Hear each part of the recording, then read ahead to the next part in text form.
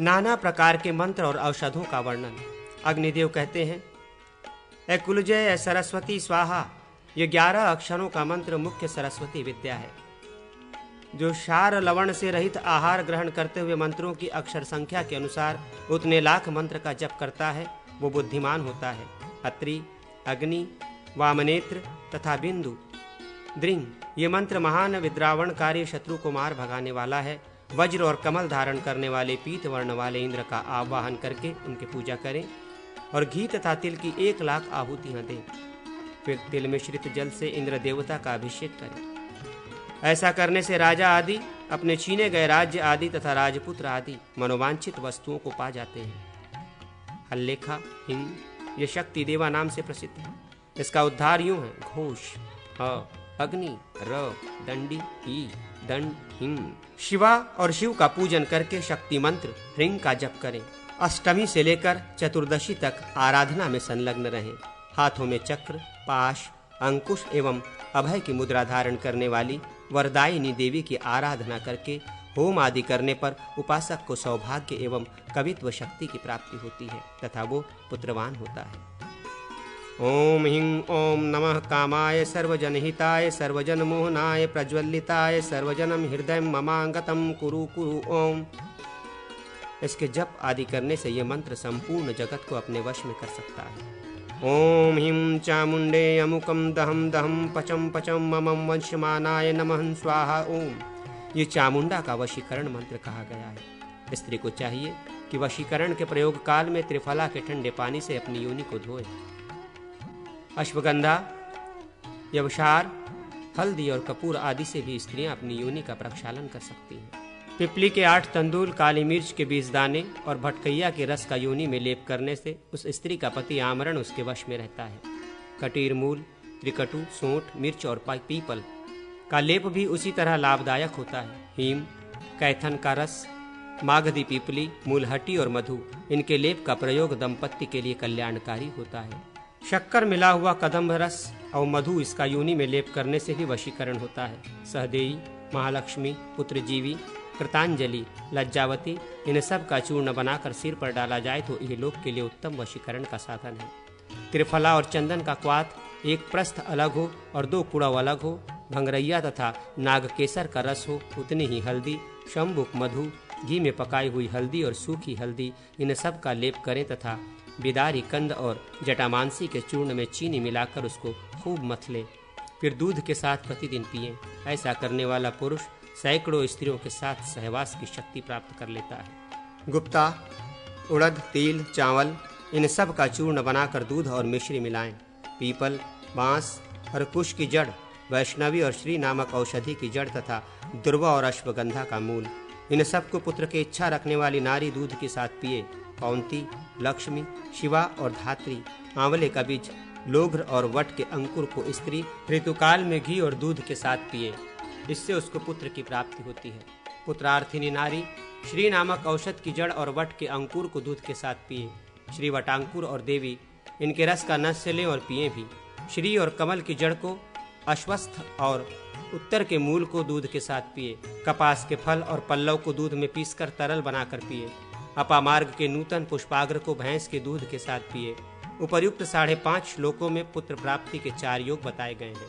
यदि स्त्री का गर्भ गलित हो जाता हो, उसे शक्कर, कमल के फूल, कमल गट्ठा, लोध, चंदन और सरिवा लता, इनको चावल के पानी में पीस कर दें या लाजा, यष्टि, मूलहटी, सीता, मिश्री, दाक्षरा, मधु और घी, इन सब का औलेहन बनाकर वो स्त्री चाटे।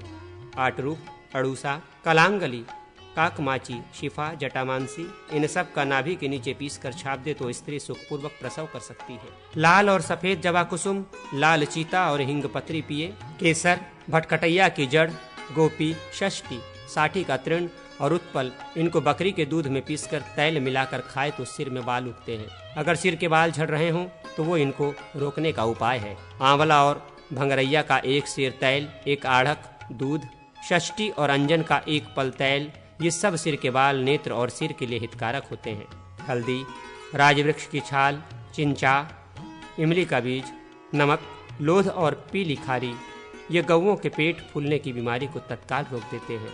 ये गो समुदाय की रक्षा का मंत्र है। घंटाकर्ण, महासेन वीर बड़े बलवान कहे गए हैं। वे जगदीश्वर महामारी का नाश करने वाले हैं, अतः मेरी रक्षा करें। ये दोनों श्लोक और मंत्र गोरक्षक हैं। इनको लिखकर घर पर टांग देना चाहिए। अष्टाक्षर मंत्र तथा उसकी न्यासादि विधि। जब चंद्रमा जन्म नक्षत्र पर हो और सूर्य 7वीं राशि पर हो तो उसे पुषा का काल समझना चाहिए। उस समय श्वास की परीक्षा करें। जिसके कंठ और ओष्ठ अपने स्थान से चलित हो रहे हों, जिसकी नाक टेढ़ी हो गई हो और जीभ काली पड़ गई हो, उसका जीवन अधिक से अधिक 7 दिन और रह सकता है। तार ओम, मेष, न, विष, म, दंती, ओ, दीर्घ स्वर युक्त न तथा र, नारा, यणा, रस, य, ये भगवान विष्णु का अष्टाक्षर मंत्र ओम नमो नारायणाय है। इसका अंगन्यास इस प्रकार है।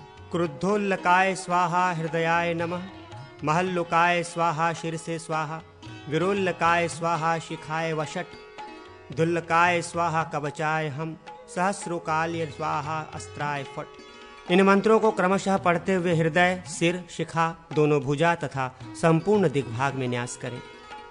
कनिष्ठा से लेकर कनिष्ठा तक 8 अंगुलियों के तीनों पर्वों में अष्टाक्षर मंत्र से पृथक पृथक 8 अक्षरों को प्रणव तथा नमः से संपुटित करके बोलते हुए अंगुष्ठ के अग्रभाग से उसका क्रमशः न्यास करें। तर्जनी में मध्यमा से युक्त, अंगुष्ठ में, करतल में तथा पुनः अंगुष्ठ में प्रणव का न्यास उत्तार कहलाता है। अतः पूर्वोक्त न्यास के पश्चात बीजोत्तार न्यास करें। अष्टाक्षर मंत्र के वर्णों का रंग यूं समझें। आदि के 5 अक्षर क्रमशः रक्त, गौर, धूम्र, हरित और सुवर्णमय कांति वाले हैं तथा अंतिम 3 वर्ण श्वेत हैं। इस रूप में इन वर्णों की भावना करके इनका क्रमशः न्यास करना चाहिए। न्यास के स्थान हैं हृदय, मुख, नेत्र, मूर्धा, चरण, तालु, गुहा तथा हस्त आदि। हाथों में और अंगों में बीजन्यास करके फिर अंग न्यास करें। जैसे अपने शरीर में न्यास किया जाता है उसी तरह देव विग्रह में भी करना चाहिए, किंतु देव शरीर में करन्यास नहीं किया जाता है। देव विग्रह के हृदय आदि अंगों में विन्यस्त वर्णों का गंध पुष्पों द्वारा पूजन करें। देव पीठ पर धर्म आदि, अग्नि आदि तथा अधर्म आदि का भी यथा स्थान न्यास करें। फिर उस पर कमल का भी न्यास करना चाहिए। पीठ पर ही कमल के दल, केसर, किंचक कल्लुक, व्यापक सूर्यमंडल, चंद्रमंडल तथा अग्निमंडल, इन 3 मंडलों का पृथक पृथक क्रमशः न्यास करें। वहां सत्व आदि 3 गुणों का तथा केसरों में स्थित विमला आदि शक्तियों का भी चिंतन करें। उनके नाम क्रमशः इस प्रकार हैं: विमला, उत्कर्षिणी, ज्ञाना, क्रिया, योगा, प्रही, सत्या तथा ईशाना। ये 8 शक्तियां 8 दिशाओं में स्थित हैं और 9वीं अनुग्रह शक्ति मध्य में विराजमान है। योग पीठ की अर्चना करके उस पर श्री हरि का आवाहन और पूजन करें। पाद, अर्ध, आचमनीय, पीताम्बर तथा आभूषण, ये 5 उपचार हैं। इन सब का मूल अष्टाक्षर मंत्र से समर्पण किया जाता है। पीठ के पूर्व आदि 4 दिशाओं में वासुदेव आदि 4 मूर्तियों का तथा अग्नि आदि कोणों में क्रमशः श्री सरस्वती, रति और शांति का पूजन करें। इसी प्रकार दिशाओं में शंख, चक्र, गदा और पद्म का तथा विदिशाओं कोणों में मुसल, खड्ग, शांग, धनुष तथा वनमाला की क्रमशः अर्चना करें। मंडल के बाहर गरुड़ की पूजा करके भगवान नारायण देव के सम्मुख विराजमान विश्वक्सेन तथा सोमेश का मध्य भाग में और आवरण से बाहर इंद्र आदि परिचारक वर्ग के साथ भगवान का सम्यक पूजन करने से साधक को अभिष्ट फल की प्राप्ति होती है। पंचाक्षर दीक्षा विधान, पूजा के मंत्र। अग्निदेव कहते हैं: मेष, न, सर्ग विष, विसर्ग युक्त मकार म, श से पहले का अक्षर श और उसके साथ अक्षि इकार, शी दीर्घोदक, वा, मरुत, य। ये पंचाक्षर मंत्र नमः शिवाय, शिव स्वरूप तथा शिव प्रदाता हैं। इसके आदि में ओम लगा देने पर ये षडाक्षर मंत्र हो जाता है। इसका अर्चन भजन करके मनुष्य देवत्व आदि उत्तम फलों को प्राप्त कर लेता है। ज्ञान स्वरूप परम ब्रह्म ही परम बुद्धि रूप है। वही सबके हृदय में शिव रूप से विराजमान है। वो शक्तिभूत सर्वेश्वर ही ब्रह्मा आदि मूर्तियों के भेद से भिन्न सा प्रतीत होता है। मंत्र के अक्षर 5 हैं, भूतगण भी 5 हैं तथा उनके मंत्र और विषय भी 5 हैं। प्राण आदि वायु 5 हैं, ज्ञानेंद्रियां और कर्मेंद्रियां भी 5-5 हैं। ये सब की सब वस्तुएं पंचाक्षर ब्रह्म रूप हैं। इसी प्रकार ये सब कुछ अष्टाक्षर मंत्र रूप भी है। दीक्षा का स्थान का मंत्रोच्चारण पूर्वक पंचगव्य से प्रोक्षण करें, फिर वहां समस्त आवश्यक सामग्री का संग्रह करके विधि पूर्वक शिव की पूजा करें। तत्पश्चात मूल मंत्र, इष्ट मूर्त संबंधी मंत्र तथा अंग संबंधी मंत्रों द्वारा अक्षत छींटते हुए भूतापसारण पूर्वक रक्षात्मक क्रिया संपादित करें। फिर दूध में चरु पकाकर उसके 3 भाग करें। उनमें से एक भाग तो इष्ट देवता को निवेदित कर दें, दूसरे भाग की आहुति दें और तीसरा शिष्य सहित स्वयं ग्रहण करें। फिर आचमन एवं सकलीकरण करके आचार्य शिष्य को हृदय मंत्र से अभिमंत्रित एवं दंत धावन दे। जो दूध वाले वृक्ष आदि का काष्ठ हो, उससे दांतों का शोधन करके उसे चीर कर उसके द्वारा जीभ साफ करने के बाद धोकर पृथ्वी पर फेंक दे। यदि पूर्व दिशा में फेंकने पर वो दंत काष्ठ उत्तर या पश्चिम दिशा की ओर जाकर गिरे तो शुभ होता है, अन्यथा अशुभ होता है। पुनः अपने सम्मुख आते हुए शिष्य को शिखाबंध के द्वारा रक्षित करके ज्ञानी गुरु वेदी पर उनके साथ कुश के बिस्तर पर सो जाए। शिष्य सोते समय रात में जो स्वप्न देखे उसे प्रातःकाल अपने गुरु को सुनावे। यदि स्वप्न शुभ एवं सिद्धि सूचक हुए हों तो उनसे मंत्र तथा इष्ट देव के प्रति भक्ति बढ़ती है। तत्पश्चात पुनः मंडलार्चन करना चाहिए। सर्वतोभद्र आदि मंडल पहले बताए गए हैं, उन्हीं में से किसी एक का पूजन करना चाहिए। पूजित हुआ मंडल संपूर्ण सिद्धियों का दाता है। पहले स्नान और आचमन करके मंत्रोच्चारण पूर्वक देह में मिट्टी लगाएं, फिर पूर्ववत कल्पित शिव तीर्थ में साधक अघमर्षण मंत्र के जप पूर्वक स्नान करें। फिर विद्वान पुरुष हस्ताभिषेक हाथों की शुद्धि करके पूजा गृह में प्रवेश करें। मूल मंत्र से योग पीठ पर कमलासन का न्यास चिंतन करें। मूल से ही पूरक, कुंभक तथा रेचक प्राणायाम करें। सुषुम्ना नाड़ी के मार्ग से जीवात्मा को ऊपर ब्रह्मरंध्र रही स्थित सहस्त्रार चक्र में ले जाकर परमात्मा में योजित स्थापित करते हैं। सिर से लेकर शिखा पर्यंत जो 12 अंगुल विस्तृत स्थान है वही ब्रह्मरंध्र है। उसी में स्थित परमात्मा के भीतर जीव को हंस सोहनम इस मंत्र द्वारा संयोजित करने के पश्चात ये चिंतन करे कि संपूर्ण भूतों के तत्व बीज रूप से अपने अपने कारण में संहार क्रम से विलीन हो गए हैं। इस प्रकार प्रकृति पर्यंत समस्त तत्वों का परमात्मा में लय हो गया है। तदनंतर वायु बीज यकार के द्वारा वायु को प्रकट करके उसके द्वारा अपने शरीर को सुखा दे। इसके बाद अग्नि बीज रकार से अग्नि प्रकट करके उसके द्वारा उस समस्त शुष्क शरीर को जलाकर भस्म कर दे। उसमें से दग्ध हुए पाप पुरुष के भस्म को विलगाकर अपने शरीर के भस्म को अमृत बीज वकार से प्रकट कर अमृत की धारा से आप प्लावित कर दें। इसके बाद विलीन हुए प्रत्येक तत्व के बीज को अपने अपने स्थान पर पहुंचाकर दिव्य शरीर का निर्माण करें। दिव्य स्वरूप का ध्यान करके जीवात्मा को पुनः ले आकर हृदय कमल में स्थापित कर दें। ऐसा करने से आत्मशुद्ध संपादित होती है। तदनंतर न्यास करके पूजन आरंभ करें। पंचाक्षर मंत्र के न, म आदि 5 वर्ण क्रमशः कृष्ण, श्वेत, श्याम, रक्त और पीत कांति वाले हैं। नकरादि अक्षरों से क्रमशः अंगन्यास करें। उन्हीं अंगों से तत्पुरुष आदि 5 मूर्तियों का भी न्यास करना चाहिए। तदनंतर अंगुष्ठ से कनिष्ठिका पर्यंत 5 अंगुलियों में क्रमशः अंग मंत्रों का सर्वतोभावेन न्यास करके पाद, गुहा, हृदय, मुख तथा मूर्धा में मंत्राक्षरों का न्यास करें।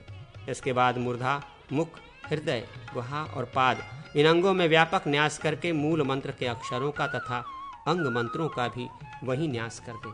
फिर अग्नि आदि कोणों में प्रकट पीठ के धर्म आदि पादों का जो क्रमशः रक्त, पीत, श्याम और श्वेत वर्ण के हैं चिंतन करके उनमें सांध्य मंत्र के अक्षरों का न्यास करें तथा पूर्वादि दिशाओं में स्थित अधर्म आदि का चिंतन करके उसमें अंग मंत्रों का न्यास करें। इस प्रकार योग पीठ का चिंतन करके उसके ऊपर अष्टदल कमल का और सूर्य मंडल, सोम मंडल तथा अग्नि मंडल इन 3 मंडलों का एवं सत्वादि गुणों का चिंतन करें। इसके बाद अष्टदल कमल के पूर्वादि दलों पर वामा आदि 8 शक्तियों का तथा कर्णिका के ऊपर 9वीं मनोन्मनी शक्ति का न्यास या चिंतन करें। इन शक्तियों के नाम इस प्रकार हैं: वामा, ज्येष्ठा, रौद्री, काली, कल विकारिणी, बल विकारिणी, बल प्रथमिनी, सर्वभूत दमनी तथा नवी मनोन्मनी। ये शक्तियाँ ज्वाला स्वरूपा हैं और इनकी कांति क्रमशः श्वेत, रक्त, शीत, पीत, श्याम, अग्नि, सदृश, असित, कृष्ण तथा अरुण वर्ण की हैं। इस प्रकार इनका चिंतन करें। तदनंतर अनंत योग पीठाय नमः से योग पीठ की पूजा करके हृदय कमल में शिव का आवाहन करें।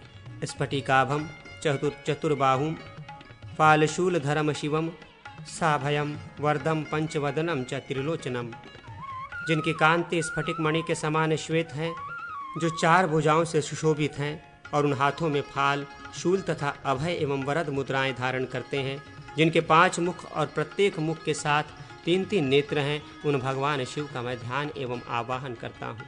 इसके बाद कमल दलों में तत्पुरुषादि पंचमूर्तियों की स्थापना करें, यथा नमः तत्पुरुषाय नमः पूर्वे, मम अघोराय नमः दक्षिणे, शिम सदोजाताय नमः पश्चिमे, वामदेवाय नमः उत्तरे, यह ईशानाय नमः ईशान्य। तत्पुरुष चतुर्भुज हैं, उनका वर्ण श्वेत है, उनका स्थान कमल के पूर्ववर्ती दल में है। अघोर के 8 भुजाएं हैं और उनकी अंग कांति असित श्याम है। इनका स्थान दक्षिण दल में है। सदोजात के 4 मुख और 4 ही भुजाएं हैं। उनका पीत वर्ण है और स्थान पश्चिम दल में है। वामदेव विग्रह देवी पार्वती के साथ विलसित होता है। उनके भी मुख तथा भुजाएं 4-4 ही हैं। कांति अरुण है। इनका स्थान उत्तरवर्ती कमल दल में है। ईशान के 5 मुख हैं, वे ईशान दल में स्थित हैं। उनका वर्ण गौर है तथा वे सब कुछ देने वाले हैं। तत्पश्चात इष्ट देव के अंगों का यथोचित पूजन करें। फिर अनंत, सूक्ष्म, सिद्धेश्वर अथवा शिवोत्तम और एक नेत्र का पूर्वादि दिशाओं में नाम मंत्र से पूजन करें। एक रुद्र, त्रिनेत्र, श्रीकंठ तथा शिखंडी का ईशान आदि कोणों में पूजन करें। ये सब के सब विद्वेश्वर हैं और कमल इनका आसन है। इनकी अंग कांति क्रमशः श्वेत, पीत, शीत, रक्त, धूम्र, रक्त, अरुण और नील है। ये सभी चतुर्भुज हैं और 4 ध्वज, गदा, शूल, चक्र और पद्म का पूजन करें। इस प्रकार 6 आवरण सहित इष्ट देवता की पूजा करके गुरु अधिवासित शिष्य को पंचगव्य पान कराए। फिर आचमन कर लेने पर उनका प्रोक्षण करें। इसके बाद नेत्रांत अर्थात नूतन शुक्ल वस्त्र की पट्टी से नेत्र मंत्र वौषट का उच्चारण करते हुए गुरु शिष्य के नेत्रों को बांध दे। फिर उस शिष्य को मंडप के दक्षिण द्वार में प्रवेश कराए। वहां आसन आदि या कुश पर बैठे हुए शिष्य का गुरु शोधन करे। पूर्वोक्त रीति से शरीर आदि 5 भौतिक तत्वों का क्रमशः संहार करके शिष्य का परमात्मा में लय किया जाए। फिर सृष्टि मार्ग में देशिक शिष्य का पुनरुत्पादन करें। इसके बाद उस शिष्य के दिव्य शरीर में न्यास करके उसे प्रदक्षिण क्रम से पश्चिम द्वार पर लाकर उसके द्वारा पुष्पांजलि का क्षेपण कराए। जिस देवता के ऊपर वे फूल गिरे उसके नाम को आदि में रखते हुए शिष्य के नाम का निर्देश करें। तत्पश्चात नेत्र का बंधन खोलकर यज्ञ भूमि के पार्श्व भाग में सुंदर नाभि और मेखला से युक्त खुदे हुए कुंड में शिवाग्नि को प्रकट कराकर स्वयं उसका पूजन करके फिर शिष्य से भी उसकी अर्चना कराए। फिर ध्यान द्वारा आत्म सदृश शिष्य को संहार क्रम से अपने में लीन करके पुनः उसका सृष्टि क्रम से उत्पादन करें। तदनंतर उसके हाथ में अभिमंत्रित कुश दे और हृदयादि मंत्रों द्वारा पृथ्वी आदि तत्वों के लिए आहुति प्रदान करें।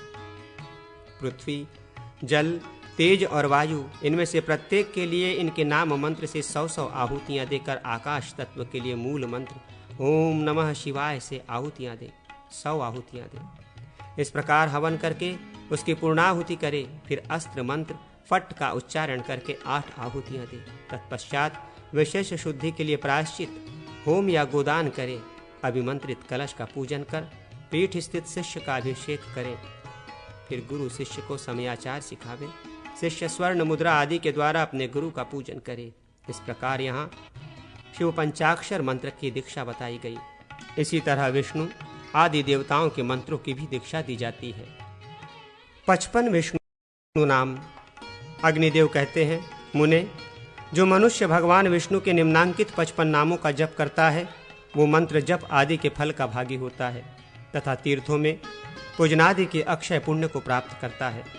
पुष्कर में पुंडराक्ष, गया में गदाधर, चित्रकूट में राघव, प्रभास में दैत्य सूदन, जयंती में जय, हस्तिनापुर में जयंत, वर्धमान में वाराह, काश्मीर में चक्रपाणी, कुब्जाभ या कुब्जास्त्र में जनार्दन, मथुरा में केशवदेव, कुब्जाम्बरक में ऋषिकेश, गंगाद्वार में जटाधर, शालग्राम में महायोग, गोवर्धन गिरि पर हरि, पिंडराक में चतुर्बाहु, शंखोद्वार में शंखी, कुरुक्षेत्र में वावन, यमुना में त्रिविक्रम, शोण तीर्थ में विश्वेश्वर, पूर्व सागर में कपिल, महासागर में विष्णु, गंगा सागर संगम में वनमाल, किष्किंधा में रैवतक देव, काशी तट में महायोग, विरंजा में रिपुंजय, विशाखयूप में अजित, नेपाल में लोक भावन, द्वारका में कृष्ण, मंदराचल में मधुसूदन, लोकाकुल में रिपुहर, शालग्राम में हरि का स्मरण करें।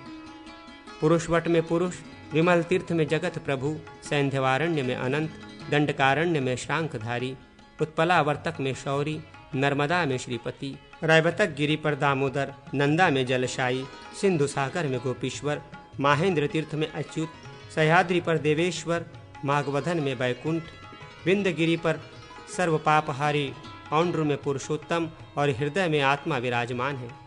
ये अपने नाम का जप करने वाले साधकों को भोग तथा मोक्ष देने वाले हैं, ऐसा जानो। प्रत्येक वटवृक्ष पर कुबेर का, प्रत्येक चौराहे पर शिव का, प्रत्येक पर्वत पर राम का तथा सर्वत्र मधुसूदन का स्मरण करें। धरती और आकाश में नर का, वशिष्ठ तीर्थ में गरुड़ ध्वज का तथा सर्वत्र भगवान वासुदेव का स्मरण करने वाला पुरुष भोग एवं मोक्ष का भागी होता है। भगवान विष्णु के इन नामों का जप करके मनुष्य सब कुछ पा सकता है। उपर्युक्त क्षेत्र में जो जप, श्राद्ध, दान और तर्पण किया जाता है वो सब कोटि गुना हो जाता है। जिसकी वहाँ मृत्यु होती है वो ब्रह्म स्वरूप हो जाता है। जो इस प्रसंग को पढ़ेगा अथवा सुनेगा वो शुद्ध होकर स्वर्ग वैकुंठ धाम को प्राप्त होगा। श्री नरसिंह आदि के मंत्र। अग्निदेव कहते हैं, मुने, स्तंभन, विद्वेषण, उच्चाटन, उत्सादन, भ्रामण, मारण तथा व्याधि ये शूद्र संज्ञक अभिचारक कर्म है। इनसे छुटकारा कैसे प्राप्त हो ये बात बताऊंगा, सुनो। ओम नमो भगवते उन्मत्त रुद्राय भ्रम भ्रम भ्रामय भ्रामय अमुकम वित्रासय वित्रासय उदभ्रामय उदभ्रामय रुद्रम रौद्रेण रूपेण ओम फट स्वाहा। शमशान भूमि में रात को इस मंत्र का 3 लाख जप करें। फिर चिता की आग में धतूरे की समिधाओं द्वारा हवन करें। इस प्रयोग से शत्रु सदा भ्रांत होता चक्कर में पड़ा रहता है। सुनहरे गेरू से शत्रु की प्रतिमा बनाकर उक्त मंत्र का जप करें। फिर मंत्र जप से अभिमंत्रित की हुई सोने की सुइयों से उस प्रतिमा के कंठ अथवा हृदय को बींधें। इस प्रयोग से शत्रु की मृत्यु हो जाती है। गधे का बाल अथवा हकरवाक्श्वा, मयूर शिखा नामक औषधि के पत्ते, चिता का भस्म, ब्रह्मदंडी, ब्रह्मदारू या तूत की लकड़ी तथा मरकटी, करंज भेद इन सब को जलाकर भस्म चूर्ण बना लें। उस भस्म या चूर्ण को उक्त मंत्र से अभिमंत्रित करके उस साधन का प्रयोग करने वाला पुरुष शत्रु के घर अथवा उसके मस्तक पर फेंक दे। भृगु, स, आकाश, ह, दीप्त, दीर्घ, आकारयुक्त, रेफ सहित भृगु, स अर्थात सहस्रा, फिर र, वर्म, हुम और फट। इस प्रकार सब मिलकर मंत्र बना सहस्राकार हुम फट। इसका अंगन्यास इस प्रकार है। आचक्राय स्वाहा, हृदयाय नमः, विचक्राय स्वाहा, शीर्षे स्वाहा, सुचक्राय स्वाहा, शिखाय वषट, धिचक्राय स्वाहा, कवचाय हुम, संचक्राय स्वाहा, नेत्राय स्वषट, ज्वाला चक्राय स्वाहा, अस्त्राय फट। ये न्यास पूर्ववत कहे गए हैं। अंगन्यास पूर्वक जपा हुआ सुदर्शन चक्र मंत्र पूर्वक शूद्र संज्ञक अभिचारों तथा ग्रह बाधाओं को हर लेने वाला और समस्त मनोरथों को पूर्ण करने वाला है। उक्त सुदर्शन मंत्र के 6 अक्षरों का क्रमशः मूर्धा, नेत्र, मुख, हृदय, गुहा तथा चरण इन 6 अंगों में न्यास करें। इसके बाद चक्र स्वरूप भगवान विष्णु का ध्यान करें। भगवान चक्राकार कमल के आसन पर विराजमान हैं। उनकी आभा अग्नि से भी अधिक तेजस्वी है। उनके मुख में दाढ़ें हैं। वे 4 भुजाधारी होते हुए भी अष्टबाहु हैं। वे अपने हाथों में क्रमशः शंख, चक्र, गदा, पद्म, मूसल, अंकुश, पाश और धनुष धारण करते हैं। उनके केश पिंगल वर्ण के और नेत्र लाल हैं। उन्होंने अरों से त्रिलोकी को व्याप्त कर रखा है। चक्र की नाभि नाहा उस अग्नि से आविद्ध व्याप्त है। उनके चिंतन मात्र से समस्त रोग तथा अरिष्ट ग्रह नष्ट हो जाते हैं। संपूर्ण चक्र पीत वर्ण का है। उसके सुंदर अरे रक्त वर्ण के हैं। उन अरों का अवान्तर भाग श्याम वर्ण का है। चक्र की नेमी श्वेत वर्ण की है। उसमें बाहर की ओर से कृष्ण वर्ण की पार्थिवी रेखा है। अरों से युक्त जो मध्य भाग है उसमें समस्त अकरादि वर्ण है। इस प्रकार 2 चक्र चिन्ह अंकित करें। आदि उत्तरवर्ती चक्र पर कलश का जल लें। अपने आगे समीप में ही स्थापित करें। दूसरे दक्षिण चक्र पर सुदर्शन की पूजा करके वहां अग्नि में क्रमशः घी, अपामार्ग की समिधा, अक्षत, तिल, सरसों, खीर और गोधृत सबकी आहुतियां दे। प्रत्येक वस्तु की 1008 आहुतियां पृथक पृथक देनी चाहिए। विधि विधान का ज्ञाता विद्वान प्रत्येक द्रव्य उत शेष भाग कलश में डालें। तदनंतर एक प्रस्थ शेर अन्न द्वारा निर्मित पिंड उस कलश के भीतर रखें। फिर विष्णु आदि देवों के लिए सब देय वस्तु वहीं दक्षिण भाग में स्थापित करें। इसके बाद सर्वशांति कर विष्णुजनों भगवान विष्णु के पार्षदों को नमस्कार है। वे शांति के लिए ये उपहार ग्रहण करें, उनको नमस्कार है। इस मंत्र को पढ़कर उत्शेष जल से बलि समर्पित करें। किसी काष्ठ फलक पर या कलश में अथवा दूध वाले वृक्ष की लकड़ी से बनवाए हुए दधिपूर्ण काष्ठ पात्र में बलि की वस्तु रखकर प्रत्येक दिशा में अर्पित करें। ये करके ही द्विजों के द्वारा होम कराना चाहिए। दक्षिणा सहित 2 बार किया हुआ ये होम भूत प्रेत आदि का नाशक होता है। दही लगे हुए पत्ते पर लिखित मंत्राक्षरों द्वारा किया गया होम क्षुद्र रोगों का नाशक होता है। दुर्वा से होम किया जाए तो वो आयु की, कमलों की आहुति दी जाए तो वो श्री ऐश्वर्य की, और गूलर काष्ठ से हवन किया जाए तो वो पुत्र की प्राप्ति कराने वाला होता है। गौशाला में घी के द्वारा आहुति देने से गव्यों की प्राप्ति एवं वृद्धि होती है। इसी प्रकार संपूर्ण वृक्षों की समिधा से किया गया होम बुद्धि की वृद्धि कराने वाला होता है। भगवान नरसिंह का मंत्र समस्त पापों का निवारण करने वाला है। इसका जप आदि किया जाए तो वो क्षुद्र महामारी, विष एवं रोगों का हरण करता है। चूर्णीभूत, मंडूक वयस औषध विशेष से हवन किया जाए तो वो जल स्तंभन और अग्नि स्तंभन करने वाला होता है।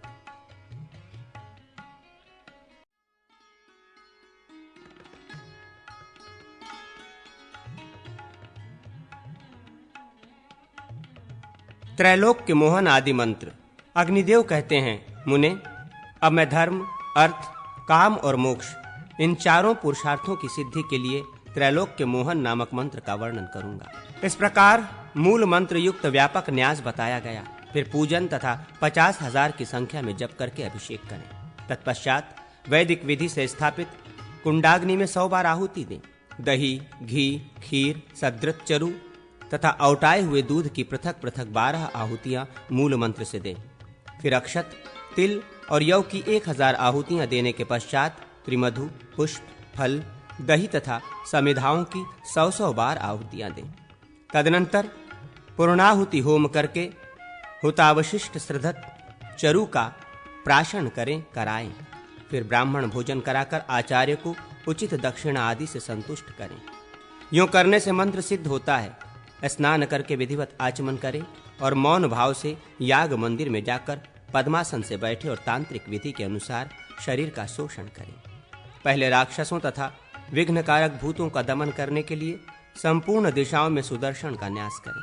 साथ ही ये भावना करें कि वो सुदर्शन अस्त्र 5 क्लेशों के बीजभूत धूम्रवर्ण एवं प्रचंड अनिल रूप से मेरे संपूर्ण पाप को, जो नाभि में स्थित है, शरीर से अलग कर रहा है। फिर हृदय कमल में स्थित रम बीज का स्मरण करके ऊपर, नीचे तथा अगल बगल में फैली हुई अग्नि की ज्वालाओं से उस पाप पुंज को जलाकर भस्म कर दें। फिर मूर्धा ब्रह्मरंध्र में अमृत का चिंतन करके सुषुम्ना नाड़ी के मार्ग से आती हुई अमृत की धाराओं से अपने शरीर को बाहर और भीतर से भी आप्लावित करें। इस प्रकार शुद्ध शरीर होकर मूल मंत्र से 3 बार प्राणायाम करें। फिर मस्तक और मुख पर तथा गुहा भाग, ग्रीवा, संपूर्ण दिशा, हृदय, कुक्षी एवं समस्त शरीर में हाथ रखकर उसमें शक्ति का न्यास करें। इसके बाद सूर्यमंडल से संपरात्मा का आवाहन करके ब्रह्मरंध्र के मार्ग से हृदय कमल में लाकर चिंतन करें। वे परमात्मा समस्त शुभ लक्षणों से संपन्न है। प्रणव का उच्चारण करते हुए परमात्मा का स्मरण करना चाहिए। उनके स्मरण के लिए गायत्री मंत्र इस प्रकार है। त्रैलेक्य मोहनाय विद्वये स्मराय धीमहि तन्नो विष्णु प्रचोदयात् इति। परमात्मा का अर्चन करने के पश्चात यज्ञ संबंधी द्रव्यों और शुद्ध पात्र का प्रोक्षण करें। विधि पूर्वक आत्म पूजा करके वेदी पर उसकी अर्चना करें। कूर्म, अनंत आदि के रूप में कल्पित पीठ पर कमल एवं गरुड़ के आसन पर विराजमान त्रैलोक के मोहन भगवान विष्णु सर्वांग सुंदर हैं और वय के अनुरूप लावण्य तथा यौवन को प्राप्त हैं। उनके अरुण नयन मद से धूर्णित हो रहे हैं। वे परम उदार तथा अस्मर से विहल हैं।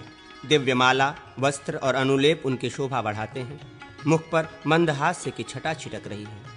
उनके परिवार और परिकर अनेक हैं। वे लोक पर अनुग्रह करने वाले सौम्य तथा सहस्रों सूर्यों के समान तेजस्वी हैं। उन्होंने हाथों में 5 बाण धारण कर रखे हैं। उनके समस्त इंद्रियां पूर्ण काम हैं, उनके 8 भुजाएं हैं, देवांगनाएं उन्हें घेर कर खड़ी हैं, उनकी दृष्टि लक्ष्मी देवी के मुख पर गड़ी है। ऐसे भगवान का भजन करें।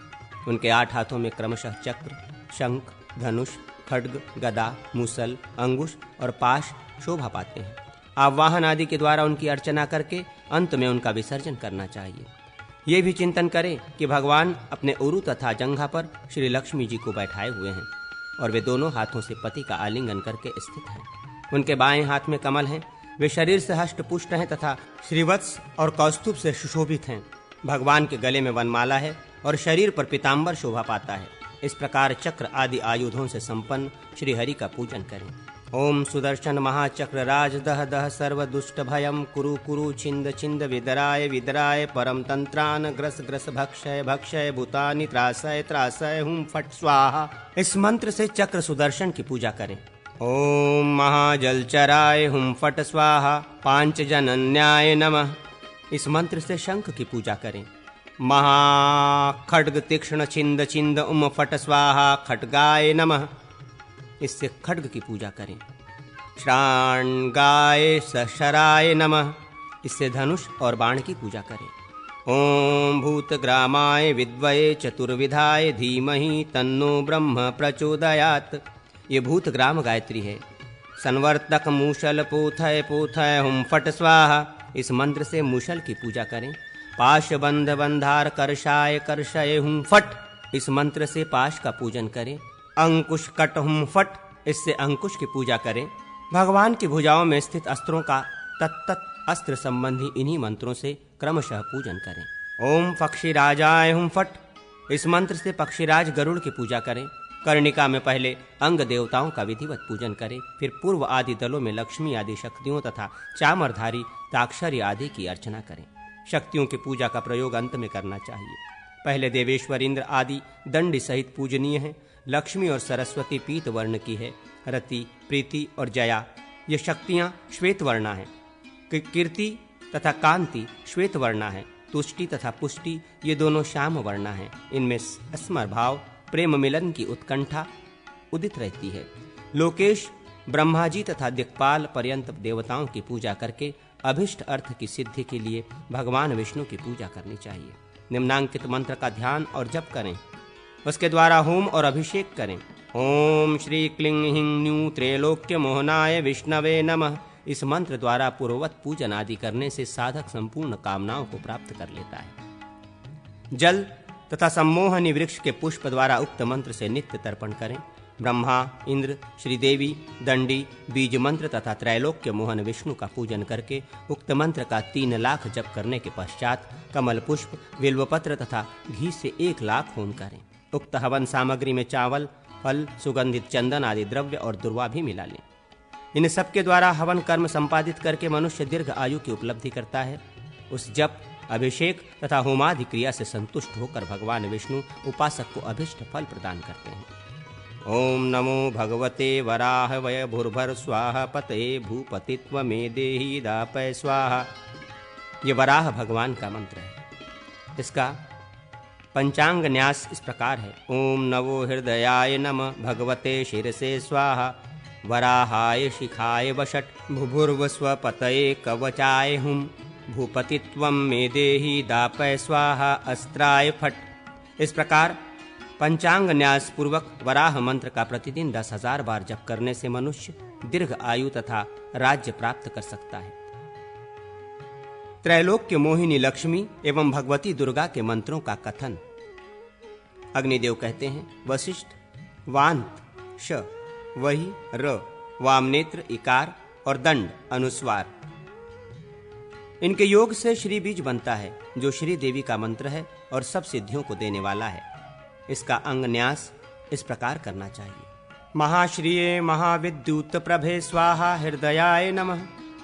श्रिये देवी विजये स्वाहा शिरसे स्वाहा गौरी महाबले बंध बंध स्वाहा शिखाय वषट् धृति स्वाहा कवचाय हुम महाकाय पद्महस्ते हुम फट अस्त्राय फट। श्रिये स्वाहा हृदयाय नमः श्रीं फट शिरसे स्वाहा श्री नमः शिखाय वषट् श्रिये प्रसीद नमः कवचाय हुम श्रीं फट अस्त्राय नमः। इस प्रकार श्री मंत्र के 9 अंगन्यास बतलाए गए हैं। उनमें से किसी एक का आश्रय लें। पद्माक्ष की माला से पूर्वोक्त मंत्र का 3 लाख या 1 लाख बार जप ऐश्वर्य प्रदान करने वाला है। साधक लक्ष्मी अथवा विष्णु के मंदिर में श्री देवी का पूजन करके धन प्राप्त कर सकता है। खदिर काष्ठ से प्रज्वलित अग्नि में धृत मिश्रित तंडुलों की 1 लाख आहुतियां दें। इससे राजा वशीभूत हो जाता है तथा लक्ष्मी की उत्तरोत्तर वृद्धि होती है। श्रीमंत्र से अभिमंत्रित सशर्प जल से अभिषेक करने पर सब प्रकार की ग्रह बाधा शांत होती है। 1 लाख बिल्व फलों का होम करने से लक्ष्मी की प्राप्ति और धन की वृद्धि होती है। साधक 4 द्वारों से युक्त निम्नांकित शक्रवेश्म का चिंतन करे। पूर्व द्वार पर क्रीड़ा में संलग्न दोनों भुजाओं को ऊपर उठाए हुए श्वेत कमल को धारण करने वाली श्याम वर्णा वामनाकृति बलाकी का ध्यान करें। दक्षिण द्वार पर ऊपर उठाए हुए एक हाथ में रक्त कमल धारण करने वाली श्वेतांगी वनमालिनी का चिंतन करें। पश्चिम द्वार पर दोनों हाथों को ऊपर उठाकर श्वेत पुंडरीक को धारण करने वाली हरितवर्णा विभीषिका नाम वाली श्रीदूती का ध्यान करें। उत्तर द्वार पर शांगिरी की धारणा करें। शक्रवेश्व में मध्य में अष्टदल का कमल का निर्माण करें। कमल दलों पर क्रमशः शंख, चक्र, गदा और पद्म धारण किए हुए वासुदेव, संकर्षण, प्रद्युम्न और अनिरुद्ध का ध्यान करें। उनकी अंग कांति क्रमशः अंजन, दुग्ध, केसर और सुवर्ण के समान है। वे सुंदर वस्त्रों से विभूषित हैं। उस अष्टदल कमल के आग्नेय आदि दलों पर गुग्गुल, कुरंटक, दमक और सलील नामक दिग्गजों की धारणा करें। ये 4 स्वर्ण कलशों को धारण करने वाले हैं। कमल की कर्णिका में श्री देवी का स्मरण करें। वे 4 भुजाओं से युक्त हैं। उनकी अंग कांति सुवर्ण के समान है। उनकी ऊपर उठी हुई दोनों भुजाओं में कमल है तथा दक्षिण हस्त में अभय मुद्रा और वाम हस्त में वर मुद्रा सुशोभित हो रही हैं। वे शुभ्र एवं सुवासित वस्त्र तथा गले में एक श्वेत माला धारण करती हैं। उन श्री देवी का ध्यान एवं सपरिवार पूजन करके मनुष्य सब कुछ प्राप्त कर लेता है। पूर्वोक्त उपासना के समय द्रोण पुष्प, कमल और बिल्व पत्र को सिर पर धारण न करें। पंचमी और सप्तमी के दिन क्रमशः लवण और आंवले का परित्याग करें। साधक खीर का भोजन करके श्री सूक्त का जप करे तथा श्री सूक्त से ही श्री देवी का अभिषेक करें। आवाहन से लेकर विसर्जन पर्यंत सभी उपचार अर्पण श्री सूक्त की ऋचाओं से करता हुआ ध्यान पूर्वक श्री देवी का पूजन करें। बिल्व, धृत, कमल और खीर ये वस्तुएं एक साथ या अलग अलग भी श्री देवी के निमित्त होम में उपयुक्त हैं। ये होम लक्ष्मी की प्राप्ति एवं वृद्धि कराने वाला है। विषम, म, ही, मज्जा, श, काल, म, अग्नि, र, अत्रि, द, निष्ठ, ई, नी, स्वाहा, मर्दिश मर्दिनी स्वाहा ये भगवती महिष मर्दिनी महालक्ष्मी का अष्टाक्षर मंत्र कहा गया है। ह्यूं ह्रीं महामहिष मर्दिनी स्वाहा ये मूल मंत्र है। इसका पंचांग न्यास इस प्रकार है। महिष मर्दिनी हूँ फट हृदयाय नमः, महिष शत्रु शतदाहिनी हूँ फट शिरसे स्वाहा, महिषम भीषय हूँ फट शिखाए वषट, महिषम हन हन देवी फट कवचाय हूँ, महिष सूदनी हूँ फट अस्त्राय फट। ये अंगों सहित दुर्गा हृदय कहा गया है जो संपूर्ण कामनाओं को सिद्ध करने वाला है। दुर्गा देवी का निम्नांकित प्रकार से पीठ एवं अष्टदल कमल पर पूजन करें। ओम ह्रीं दुर्गे दुर्गे रक्षिणी स्वाहा ये दुर्गा का मंत्र है। अष्टदल पद्म पर दुर्गा, वरवर्णिनी, आर्या, कनक प्रभा, कृतिका, अभयप्रदा, कन्यका और सुरूपा इन शक्तियों के क्रमशः आदि के सस्वर अक्षरों में बिंदु लगाकर उन्हीं बीज मंत्रों से युक्त नाम मंत्रों द्वारा यजन करें। यथा दुम दुर्गाय नमः इत्यादि। इनके साथ क्रमशः चक्र, शंख, गदा, खड्ग, बाण, धनुष, अंकुश और खेट इन अस्त्रों की भी अर्चना करें। अष्टमी आदि तिथियों पर लोकेश्वरी दुर्गा की पूजा करें। दुर्गा की उपासना पूर्ण आयु, लक्ष्मी, आत्मरक्षा एवं युद्ध में विजय प्रदान करने वाली है। साध्य के नाम से युक्त मंत्र से तिल का होम वशीकरण करने वाला है। कमलों के हवन से विजय प्राप्त होती है। शांति की कामना करने वाला दुर्वा से हवन करे। पलाश समिधाओं से पुष्टि, काकपक्ष के हवन से मारण एवं विद्वेषण कर्म से सिद्ध होते हैं। ये मंत्र सभी प्रकार की ग्रह बाधा एवं भय का हरण करता है। ओम दुर्गे दुर्गे रक्षणी स्वाहा ये अंग सहित जय दुर्गा बतलाई गई है। ये साधक की रक्षा करती है। मैं श्यामांगी, त्रिनेत्र भूषिता, चतुर्भुजा, शंख, चक्र, शूल एवं खड्गधारिणी, रौद्र रूपणी, रणचंडी स्वरूपा हूँ, ऐसा ध्यान करें। युद्ध में प्रारंभ में इस जय दुर्गा का जप करें। विजय के लिए खड्ग आदि पर दुर्गा का पूजन करें। ओम नमो भगवती ज्वालामालिनी गद्रगण परिवर्ते चराचरणी रक्षणी स्वाहा। युद्ध के निमित्त इस मंत्र का जप करें, इससे योद्धा शत्रुओं पर विजय प्राप्त करता है। त्वरिता पूजा। अग्निदेव कहते हैं, मुने, त्वरिता विद्या का ज्ञान, भोग और मोक्ष प्रदान करने वाला है, अतः अब उसी का वर्णन करूंगा। पहले ओम आधार शक्तये नमः, इस मंत्र से आधार शक्ति का स्मरण और वंदन करें। फिर महासिंह स्वरूप सिंहासन की ओम प्रो पुरु पुरु महासिंहाय नमः, इस मंत्र से, और आसन स्वरूप कमल की पद्माय नमः, इस मंत्र से पूजा करें। तदनंतर मूल मंत्र का उच्चारण करके त्वरिता देवी की पूजा करें, यथा ओम हिं हू खे चकच्छे छह स्त्री हूं छे फिं फट त्वरिताय नमः। इसका अंगन्यास इस प्रकार है। खेच हृदयाय नमः, चच्छे शिरसे नमः, शिरसे स्वाहा, छे श शिखाय नमः, शिखाय वषट, श स्त्री कवचाय नमः, कवचाय हुम स्त्री हुम, नेत्राय नेत्राय नमः, वषट हुम क्षेम अस्त्राय नमः, अस्त्राय फट। इसी प्रकार करन्यास करके निम्नांकित गायत्री का जप करें। ओम त्वरिता विद्या विद्वये तूर्ण विद्याम च धीमहि तन्नो देवी प्रचोदयात्। ये त्वरिता गायत्री का मंत्र है। तदनंतर पीठगत कमल कर्णिका के केसरों में पूर्वाधिक्रम से अंग देवताओं का पूजन करें। खेच हृदयाय नमः, पूर्वे चच्छे शिरसे नमः, अग्निकोणे शे च शिखाय नमः, दक्षिणे श स्त्री कवचाय नमः, नैऋत्ये स्त्री हूं नेत्रताय नमः, पश्चिमे हूं शे अस्त्रयाय नमः, वायव्ये। तत्पश्चात उत्तर दिशा में श्री परिणीताय नमः, इस मंत्र से श्री प्रणीता का तथा ईशान कोण में श्री गायत्रेय नमः से गायत्री का पूजन करें। तदनंतर बाह्यगत 3 गोलाकार रेखाओं के बीच में स्थित 2 वीथिकाओं में देवी के सामने वाले दलाग्र के बाह्य भाग में कोदंड शरधारिणे फटकाय नमः से फटकारी की पूजा करें। फिर उसके बाहर वाली विधि में देवी के सम्मुख गदापाणये किंकराय नमः से किंकर की पूजा करके कहें, किंकर रक्ष रक्ष त्वरिताज्ञा स्थरो भव। इसके बाद द्वार के दक्षिण पार्श्व में जया की और वाम पार्श्व में विजया की पूजा करें। जयाय नमः, विजयाय नमः। तत्पश्चात कमल के पूर्वादि दलों में हुंकाय नमः, खेचये नमः, चंडाय नमः, छेंदिये नमः, शिपिण्ये नमः, स्त्रीकार्ये नमः, हुंकाय नमः, शिमंकये नमः। इन मंत्रों से हुंकारी आदि 8 मंत्राक्षर शक्तियों की पूजा करनी चाहिए। त्वरिता विद्या तोतला, त्वरिता और तूर्णी इन 3 नामों से कही जाती है। इसके अक्षरों का सिर, भ्रूयुगल, ललाट, कंठ, हृदय, नाभि, गुह, मूलाधार, उरुद्वय, जानुद्वय, जंघाद्वय, उरुद्वय, चरणद्वय में न्यास करके समस्त विद्या द्वारा व्यापक न्यास करना चाहिए। त्वरिता देवी साक्षात पर्वतराज नंदिनी की स्वरूप भूता है, इसलिए इनका नाम पार्वती है। शबर किरात का वेश धारण करने से उनको शबरी कहा गया है। वे सब की स्वामिनी या सब पर शासन करने में समर्थ होने से ईशा कही गई है। उनके एक हाथ में वर मुद्रा और दूसरे में अभय मुद्रा शोभा पाती है। मोर पंख का कंगन पहनने से उनका नाम मयूर बलिया है। मयूर पिच्छ का मुकुट धारण करने से उन्हें पिच्छ मौली कहा जाता है। नूतन पल्लव ही उनके वस्त्र के उपयोग में आते हैं, अतः वे किसलयांशु का कही गई हैं। वे सिंहासन पर विराजमान होती हैं, मोर पंख का छत्र धारण करती है, त्रिनेत्र धारिणी तथा श्यामवर्णा देवी हैं।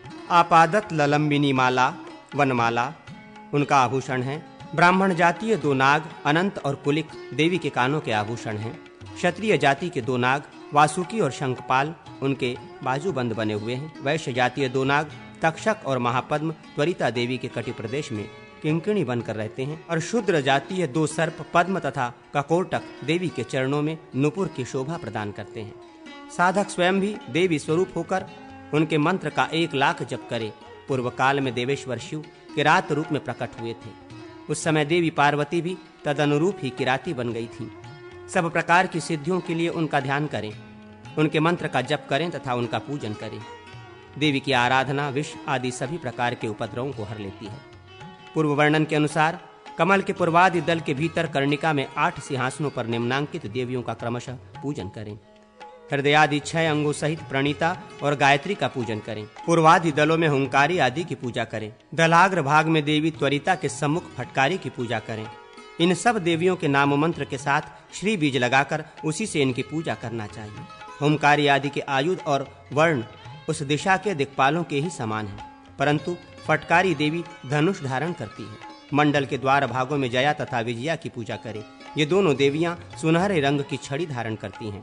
उनके बाह्य भाग में देवी के समक्ष द्वारपाल किंकर का पूजन करना चाहिए, जिसे वरवर कहा गया है। उसका मस्तक मुंडित है। मतांतर के अनुसार उसके सिर के केश ऊपर की ओर उठे रहते हैं। वो लगुड़धारी है। उसका स्थान जया विजया के बाह्य भाग में है। इस प्रकार पूजन करके सिद्धि के लिए हवनीय द्रव्यों द्वारा योनाकार कुंड में हवन करें। उज्ज्वल धान्य से हवन करने पर सुवर्ण लाभ होता है। गोधूम से हवन करने पर पुष्टि संपत्ति प्राप्त होती है। जौ, धान, चावल और तिलों के मिश्रित हवन सामग्री से हवन करने पर सब प्रकार की सिद्धि सुलभ होती है तथा इति भय का नाश होता है। बेहड़े का हवन किया जाए तो शत्रु को उन्माद हो जाता है। सेमर से हवन करने पर शत्रु के प्रति मारण का प्रयोग सफल होता है। जामुन के फल की आहुति दी जाए तो उनसे धन धान्य की प्राप्ति होती है। नील कमल के हवन से तुष्टि होती है। लाल कमलों द्वारा होम करने से महापुष्टि होती है। कुंद के फूलों से होम किया जाए तो महान अभ्युदय होता है। मल्लिका कुसुमों से हवन करने पर ग्राम या नगर में शोभ होता है। कुमुद कुसुमों की आहुति से साधक सब लोगों का प्रिय हो जाता है। अशोक सुमनों से होम किया जाए तो पुत्र और पाटला से होम करने पर उत्तम अंगना प्राप्ति होती है। आम्रफल की आहुति से आयु, तिलों के हवन से लक्ष्मी, बिल्व के होम से श्री तथा चंपा के फूलों से हवन से धन की प्राप्ति होती है। महुए के फूलों और बेल के फलों से एक साथ होम करने पर सर्वज्ञता शक्ति सुलभ हो जाती है। त्वरित मंत्र के 3 लाख जप, होम, ध्यान तथा पूजन से समस्त अभिलक्षित वस्तुओं की प्राप्ति होती है। मंडल में त्वरिता देवी की अर्चना करके त्वरिता गायत्री से 25 आहुतियां दें। फिर मूल मंत्र से पल्लवों की 300 आहुतियां देकर दीक्षा ग्रहण करें। दीक्षा से पूर्व पंचगव्य पान कर लें। दीक्षिता अवस्था में सदा चरु हविष्य का भोजन करना चाहिए। अपरत्वरिता मंत्र एवं मुद्रा आदि का वर्णन। अग्निदेव कहते हैं, मुने, अब मैं दूसरी अपरा विद्या का वर्णन करता हूँ, जो भोग और मोक्ष प्रदान करने वाली है। धूलि से निर्मित, वज्र चिन्ह से आवृत और चावकोर भूपूर मंडल में त्वरिता देवी की पूजा करें। उस मंडल के भीतर योग पीठ पर कमल का निर्माण भी होना चाहिए। मंडल के पूर्वादि दिशाओं तथा कोणों में कुल मिलाकर 8 वज्र अंकित होंगे। मंडल के भीतर वीथी, द्वार, शोभा तथा उपशोभा की भी रचना करें। उसके भीतर उपासक मनुष्य त्वरिता देवी का चिंतन करें। उसके 18 भुजाएं, उनकी बाईं जंघा तो सिंह की पीठ पर प्रतिष्ठित है और दाहिनी जंघा उससे दुगुनी बड़ी आकृति में पीढ़े या खड़ाऊ पर अवलंबित है। वे नागमय आभूषणों से विभूषित हैं। दाएं भाग के हाथों में क्रमशः वज्र, दंड, खड्ग, चक्र, गदा, शूल, बाण, शक्ति तथा वरद मुद्रा धारण करती हैं और वाम भाग के हाथों में क्रमशः धनुष, पाश, शर, घंटा, तर्जनी, शंख, अंकुश, अभय मुद्रा तथा वज्र नामक आयुध लिए रहती हैं। त्वरिता देवी के पूजन से शत्रु का नाश होता है। त्वरिता का आराधक राज्य को भी अनायास ही जीत लेता है। वो दीर्घायु तथा राष्ट्र की विभूति बन जाता है। दिव्य और अदिव्य, दैविक और लौकिक सभी सिद्धियां उसके अधीन हो जाती है। त्वरिता को तोतला त्वरिता भी कहते हैं। इस नाम की व्युत्पत्ति इस प्रकार समझनी चाहिए। तल शब्द से सातों पाताल, काल, अग्नि और संपूर्ण भुवन ग्रहित होते हैं। ओमकार से परमेश्वर से लेकर जितना भी ब्रह्मांड है उन सब का प्रतिपादन होता है। अपने मंत्र के आदि अक्षर ओमकार से देवी तल पर्यंत तोय का त्वरित भ्रामण प्रक्षेपण करती हैं, इसलिए वे तोतला त्वरिता कही गई हैं। अब मैं त्वरिता मंत्र को प्रस्तुत करने का प्रकार अर्थात मंत्रोद्वार बतला रहा हूँ। भूतल पर स्वर वर्ग लिखें। स्वर वर्ग में 16 अक्षर हैं। अ, आ, ई, उ, री, रल, ए, ओ, औ, अम, आहा। इसके बाद व्यंजन वर्णों को भी वर्ग क्रम से लिखें। कवर्ग के लिए सांकेतिक नाम तालु वर्ग है। स्वर वर्ग पहला और तालु वर्ग दूसरा। तीसरा जिह्वा तालुक वर्ग है। इसमें चवर्ग के अक्षर संयोजित हैं। चतुर्थ वर्ग तालु जिह्वाग्र कहा गया है। इसमें टवर्ग के अक्षर हैं। पंचम जिह्वादंतक वर्ग हैं। इसमें त वर्ग के अक्षर हैं। षष्ठ वर्ग का नाम है ओष्टपुट संपन्न। इसमें प वर्ग के अक्षर हैं। सातवां मिश्र वर्ग है। इसमें अंतस्थ य, र, ल, व का समावेश है। आठवां वर्ग उष्मा या श वर्ग है। इन्हीं वर्गों के अक्षरों से मंत्र का उद्धार करें।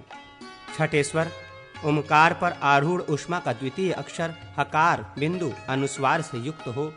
हुम, तालु वर्ग का द्वितीय अक्षर खकार 11वें स्वर एकार से युक्त हो, खे जिह्वा तालु समायोग का केवल प्रथम अक्षर चकार हो, उसके नीचे उसी वर्ग का दूसरा अक्षर शकार हो और वो 11वें स्वर एकार से संयुक्त छे हो। तालु वर्ग का प्रथम अक्षर क हो, फिर उसके नीचे उष्मा का द्वितीय अक्षर श को देखकर जोड़ दें और उसे 16वें स्वर अहं से संयुक्त करें।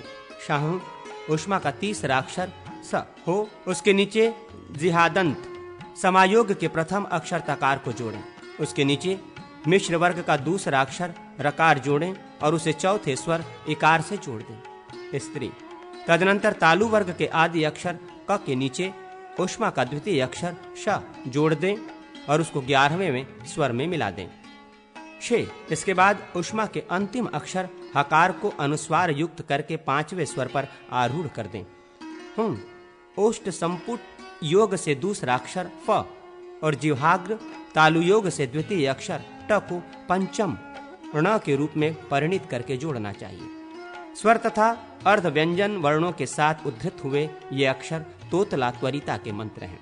इनके आदि में ओमकार और अंत में नमः जोड़ने पर जो मंत्र बने उसका तो जप करें, किंतु अग्नि कार्य हवन में नमः को हटाकर स्वाहा जोड़ देना चाहिए। तात्पर्य यह है कि ओम हुम खे छे श स्त्री शे उम फट नमः ये जप मंत्र हैं और ओम हुम खे छे श स्त्री शे हुम फट स्वाहा ये हवनोपयोगी मंत्र है। इसका अंगन्यास इस प्रकार है। ओम हिं हुं हुं हृदयाय नमः, हाँ हम शिर से स्वाहा, हिं ज्वल ज्वल शिखाय वषट, हनु हनु अथवा हलु हलु कवचाय हुम, हिं श्रीं नुम नेत्रत्राय वौषट। नवा फ और आधा अक्षर ट। रूप जो तोतला त्वरिता विद्या है उसी को देवी का नेत्र कहा गया है। शौं हम खौ हुम फट अस्त्राय फट ये गुह अंग मंत्र हैं। इनका पहले न्यास करें। त्वरिता के अंगों का वर्णन आगे चलकर करूंगा। इस समय त्वरिता विद्या के अंगों का वर्णन मुझसे सुनो। प्रथम 2 बीजाक्षर या मंत्राक्षर हृदय हैं, तीसरा और चौथा ये 2 अक्षर स्थिर हैं, 5वां और 6ठा ये अक्षर शिखा के मंत्र कहे गए हैं, 7वां और 8वां कवच मंत्र है, 9वां और आधा अक्षर तारक पट है, यही नेत्र कहा गया है। प्रयोग ओम हुम हृदयाय नमः, खेच्छे शिर से स्वाहा, शहम स्त्री शिखाय वषट, शे हुम कवचाय हुम फट नेत्रत्राय वौषट। तोतले वज्रतुंडे ख ख हूँ इन 10 अक्षरों से युक्त वज्रतुंडिका नामक इंद्रदूती का विद्या है। खेचरी ज्वालानी ज्वाले ख ख इन 10 अक्षरों से युक्त ज्वालिनी विद्या है। वर्चे शर भीषणी अथवा शबरी भीषणी ख खे ये 10 शबरी विद्या है। शे शेदनी करालिनी ख ख ये 10 कराली विद्या है। श श्रव द्रव्य प्लवंगी ख खे ये 10 प्लवंगी दूती विद्या है। स्त्री बलम कली धूननी शासी ये 10 श्रवण वेगिका विद्या है। शे पक्षे कपिले हंस ये 10 कपिला दूती का विद्या है। हुम तेजोवती रौद्री मातंगी ये 10 रौद्री दूती का है। पूटे पूटे ख ख खड्गे फट ये 10 ब्रह्मदूती का विद्या है। वैताली में उक्त सभी मंत्र 10 होते हैं। अन्य विस्तार की बातें पुआल की भांति सारहीन हैं, उन्हें छोड़ देना चाहिए। न्यास आदि में हृदयादि अंगों का उपयोग है। नेत्र का सुधे पुरुष मध्य में न्यास करें। पैर से लेकर मस्तक तक तथा मस्तक से लेकर पैरों तक चरण, जानु, उरु, गुहा, नाभि, हृदय तथा कंठ देश से मुखमंडल पर्यंत ऊपर नीचे आदि बीज से निर्गत सोम रूप आकार जो अमृत की धारा एवं सुवास से परिपूर्ण है, ब्रह्मरंध्र से मुझ में प्रवेश कर रहा है, ऐसा साधक चिंतन करें। मंत्रोपासक मूर्धा, मुख, कंठ, हृदय, नाभि, गुहा, उरु, जानु और पैरों में तथा तर्जनी आदि में आदि बीज का बारंबार न्यास करें। ऊपर अमृतमय सोम है, नीचे बीजाक्षर रूप शरीर कमल है। इस गूढ़ रहस्य को जो जानता है उसकी मृत्यु नहीं होती है। इस मंत्र के जब से रोग व्याधि का अभाव हो जाता है, न्यास और ध्यान पूर्वक त्वरिता देवी का पूजन और उसके मंत्र का 108 बार जप करें। अब मैं प्रणीता आदि मुद्राओं का वर्णन करूंगा। प्रणीता मुद्राएं 5 प्रकार की मानी गई हैं। प्रणीता, सबीजा प्रणीता, भेदनी, कराली, वज्रतुंडा। दोनों हाथों को परस्पर ग्रथित करके बीच में अंगूठों को डाल दें और तर्जनी को ऊपर लगाए रखें। इसका नाम प्रणीता है। इसे हृदय देश में लगाएं। इसी मुद्रा में कनिष्ठका अंगुली को ऊपर की ओर उठाकर मध्य में रखें तो वह द्विजों द्वारा सविजा के नाम से मानी जाती है।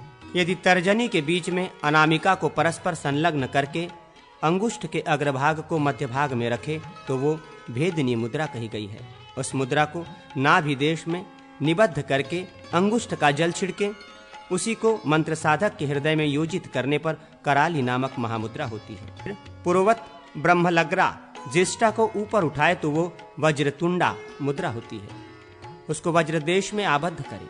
दोनों हाथों से मणिबंध कलाई को बांधें और 3-3 अंगुलियों को फैलाए रखें। इससे वज्र मुद्रा कहते हैं। दंड, खड्ग, चक्र और गदा आदि मुद्राएं उनकी आकृति के अनुसार बताई गई हैं। अंगुष्ठ से 3 अंगुलियों को आक्रांत करें। वे तीनों उधर्वमुख हों तो त्रिशूल मुद्रा होती है। एकमात्र मध्यमा अंगुली ऊपर की ओर उठी रहे तो शक्ति मुद्रा संपादित होती है। बाण, वरद, धनुष, पाश, भार, घंटा, शंख, अंकुश, अभय और पद्म ये प्रणीता से लेकर पद्म तक कुल 28 मुद्राएं कही गई हैं। ग्रहणी, मोक्षणी, ज्वालिनी, अमृता और अभया ये 5 प्रणीता नाम वाली मुद्राएं हैं। इनका पूजन और होम में उपयोग करना चाहिए। त्वरिता मंत्र के दीक्षा ग्रहण की विधि। अग्निदेव कहते हैं, मुने अब सिंहासन पर स्थित वज्र से व्याप्त कमल में मंत्र न्यास पूर्वक दीक्षा आदि का विधान बताऊंगा। हे हे हुति व्रजदंत पुरु पुरु लुलु लुलु गर्ज गर्ज इह सिंहासनाय नमः। ये सिंहासन के पूजन का मंत्र है। 4 रेखा खड़ी और 4 रेखा तिरछी या पड़ी खींचे। इस प्रकार 9 भागों के विभाग करके विद्वान पुरुष 9 कोष्ठ बनाए। प्रत्येक दिशा के कोष्ठ तो रख ले और कोणवर्ती कोष्ठ मिटा दे। अब बाह्य दिशा में जो कोष्ठ बच जाते हैं उनके कोणों तक जो रेखाएं आती हैं उनकी संख्याएं 8 कही गई हैं। बाह्य कोष्ठ के बाह्य भाग में ठीक बीचों बीच वज्र का मध्यवर्ती श्रृंग होता है। बाह्य रेखा के 2 भाग करने पर जो रेखार्ध बनता है उतना ही बड़ा श्रृंग होना चाहिए। बाहरी रेखा टेढ़ी होनी चाहिए। विद्वान पुरुष उसे द्विभंगी बनाए। मध्यवर्ती कोष्ठ को कमल के आकृति में परिणित करे। वो पीले रंग की कर्णिका से सुशोभित हो। काले रंग के चूर्ण से कुलिश चक्र बनाकर उसके ऊपरी सिरे या श्रृंग की आकृति खड़ंगाकार बनाए। चक्र के बाह्य भाग में चौकोर भूपुर चक्र लिखें जो वज्र संपुट से चिन्हित हो। भूपुर के द्वार पर मंत्रोपासक 4 वज्र संपुट दिलाएं। पद्म और वाममिथि सम होनी चाहिए। कमल का भीतरी भाग कर्णिका केसर लाल रंग के लिखें और मंडल में स्त्रियों को दीक्षित करके मंत्र जप का अनुष्ठान करवाएं तो राजा शीघ्र ही परराष्ट्रों पर विजय पाता है और यदि अपना राज्य छीन गया हो तो वो उसे भी शीघ्र ही प्राप्त कर लेता है। प्रणव मंत्र। ओमकार से संदीप्त अतिशय तेजस्विनी की हुई मूर्ति को ओमकार से नियोजित करें। ब्रह्मन वायु तथा आकाश के बीच यम हम से संपुटित मूल विद्या का उच्चारण करके आदि और अंत में भी कर्णिका में पूजन करें। इस प्रकार प्रदीक्षण क्रम से आदि से ही एक एक अक्षर रूप बीज का उच्चारण करते हुए कमल दलों में पूजन करना चाहिए। दलों में विद्या के अंगों की पूजा करें। आग्नेय दिशा से लेकर वाम क्रम से नैऋत्य दिशा तक हृदय, सिर, शिखा, कवच तथा नेत्र इन 5 अंगों की पूजा करके मध्य भाग कर्णिका में पुनः नेत्र की तथा संपूर्ण दिशाओं में अस्त्र की पूजा करनी चाहिए। गुहांग में रक्षा की तथा केसरों में वाम दक्षिण पार्श्व में देवान 5-5 हूतियों की अपने अपने नाम मंत्रों से पूजा करें। गर्भमंडल के बाह्य भाग में 8 लोकपालों का न्यास करें। वर्णांत श या ह को अग्नि र के ऊपर चढ़ाकर उसे छठे स्वर ऊ से विभेदित करे और 15वें स्वर बिंदुओं को उसके सिर पर चढ़ाकर उस शुम अथवा हुम बीज को आदि में रखकर दिक्पालों के अपने अपने नाम मंत्रों से संयुक्त करके उनकी पूजा करें। फिर शीघ्र ही सिंहासन पर कमल की कर्णिका में गंध आदि उपचारों द्वारा पूजन करें। इससे श्री वी की प्राप्ति होती है। तदनंतर 108 मंत्रों द्वारा अभिमंत्रित 8 कलशों द्वारा कमल को वेष्टित कर दें। फिर 1000 बार मंत्र जप करके दशांश होम करें। पहले अग्नि मंत्र रम से कुंड में अग्नि को ले जाएं और हृदय मंत्र नमः से उसको वहां स्थापित करें। साथ ही कुंड के भीतर अग्नियुक्त शक्ति का ध्यान करें। तदनंतर उस शक्ति में गर्भाधान, पुंसवन तथा जाति कर्म संस्कार के उपदेश से हृदय मंत्र द्वारा 108 बार होम करें। फिर गुहांग के द्वार से नूतन अग्नि के जन्म होने की भावना करे। फिर मूल विद्या के उच्चारण पूर्वक पूर्णाहुति दे। फिर शिवाग्नि का जन्म संपादित होता है। फिर मूल मंत्र से उसमें 100 आहुतियां दें। तत्पश्चात अंगों के उपदेश से दशांश होम करें। उसके बाद शिष्य को देवी के हाथ में सौंपें और उसका मंडल में प्रवेश कराएं। फिर अस्त्र मंत्र से ताड़न करके गुहांगों का न्यास करें। विद्या के अंगों से सन्नद्ध शिष्य को विद्यांगों में नियोजित करें। उसके द्वारा पुष्प का प्रक्षेप करवाएं तथा उसे अग्निकुंड के समीप ले जाएं। तदनंतर जौ, धान्य, तिल और घी से मूल विद्या के उच्चारण पूर्वक 100 आहुतियां दें। प्रथम होम स्थावर योनि में पहुंचाकर उससे मुक्ति दिलाता है और दूसरा सरीसृप, सांप, बिच्छू आदि की योनि से। तदनंतर क्रमशः पक्षी, मृग, पशु और मानव योनि की प्राप्ति और उससे मुक्ति होती है। फिर क्रमशः ब्रह्मपद, विष्णुपद तथा अंत में रुद्रपद की प्राप्ति होती है। अंत में पूर्णाहुति कर देनी चाहिए। एक आहुति से शिष्य दीक्षित होता है और उसे मोक्ष प्राप्ति का अधिकार मिल जाता है। अब मोक्ष कैसे होता है ये सुनो। जब मंत्रोपासक सुमेरु पर सदाशिव पद में स्थित हो तो दूसरे दिन स्वस्थ चित्त होकर अकर्म और कर्मक्षय के लिए 1000 आहुतियां दें। फिर पूर्णाहुति करके मंत्रयोगी पुरुष धर्म अधर्म से लिप्त नहीं होता, मोक्ष प्राप्त कर लेता है। वो उस परम पद को पहुंच जाता है जहां जाकर मनुष्य फिर इस संसार में नहीं लौटता। जैसे जल में डाला हुआ जल उसमें मिलकर एक रूप हो जाता है, उसी प्रकार जीव शिव में मिलकर शिवरूप हो जाता है। जो कलशों द्वारा अभिषेक करता है वो विजय तथा राज्य आदि सब अभिष्ट वस्तुओं को प्राप्त कर लेता है। ब्राह्मण कुल में उत्पन्न कुमारी कन्या का पूजन करें तथा गुरु आदि को दक्षिणा दें। प्रतिदिन पूजा करके 1000 आहुतियां अग्नि में देनी चाहिए। तिल और घी से पूर्ण आहुति देने पर त्वरिता देवी लक्ष्मी एवं अभिमत वस्तु देती है। वे विपुल भोग प्रदान करती हैं तथा और भी जो कुछ साधक चाहता है उसे माता त्वरिता पूर्ण करती हैं। मंत्र के जितने अक्षर हैं उतने लाख जप करने से मनुष्य निधियों का अधिपति होता है। दुगुना जप करने पर राज्य की प्राप्ति होती है। त्रिगुण जप करें तो यक्षिणी सिद्ध हो जाती है। 4 गुने जप से ब्रह्मपद, 5 गुने जप से विष्णुपद तथा 6 गुने जप से महासिद्धि सुलभ होती है। मंत्र के 1 लाख जप से मनुष्य अपने पापों का नाश कर देता है। 10 बार जप करने से देह शुद्धि होती है। 100 बार के जप से तीर्थ स्नान का फल होता है। वेदी पर पट या प्रतिमा रखकर उसके समक्ष 100,000 तथा 10,000 की संख्या में जप करके हवन करना बताया गया है।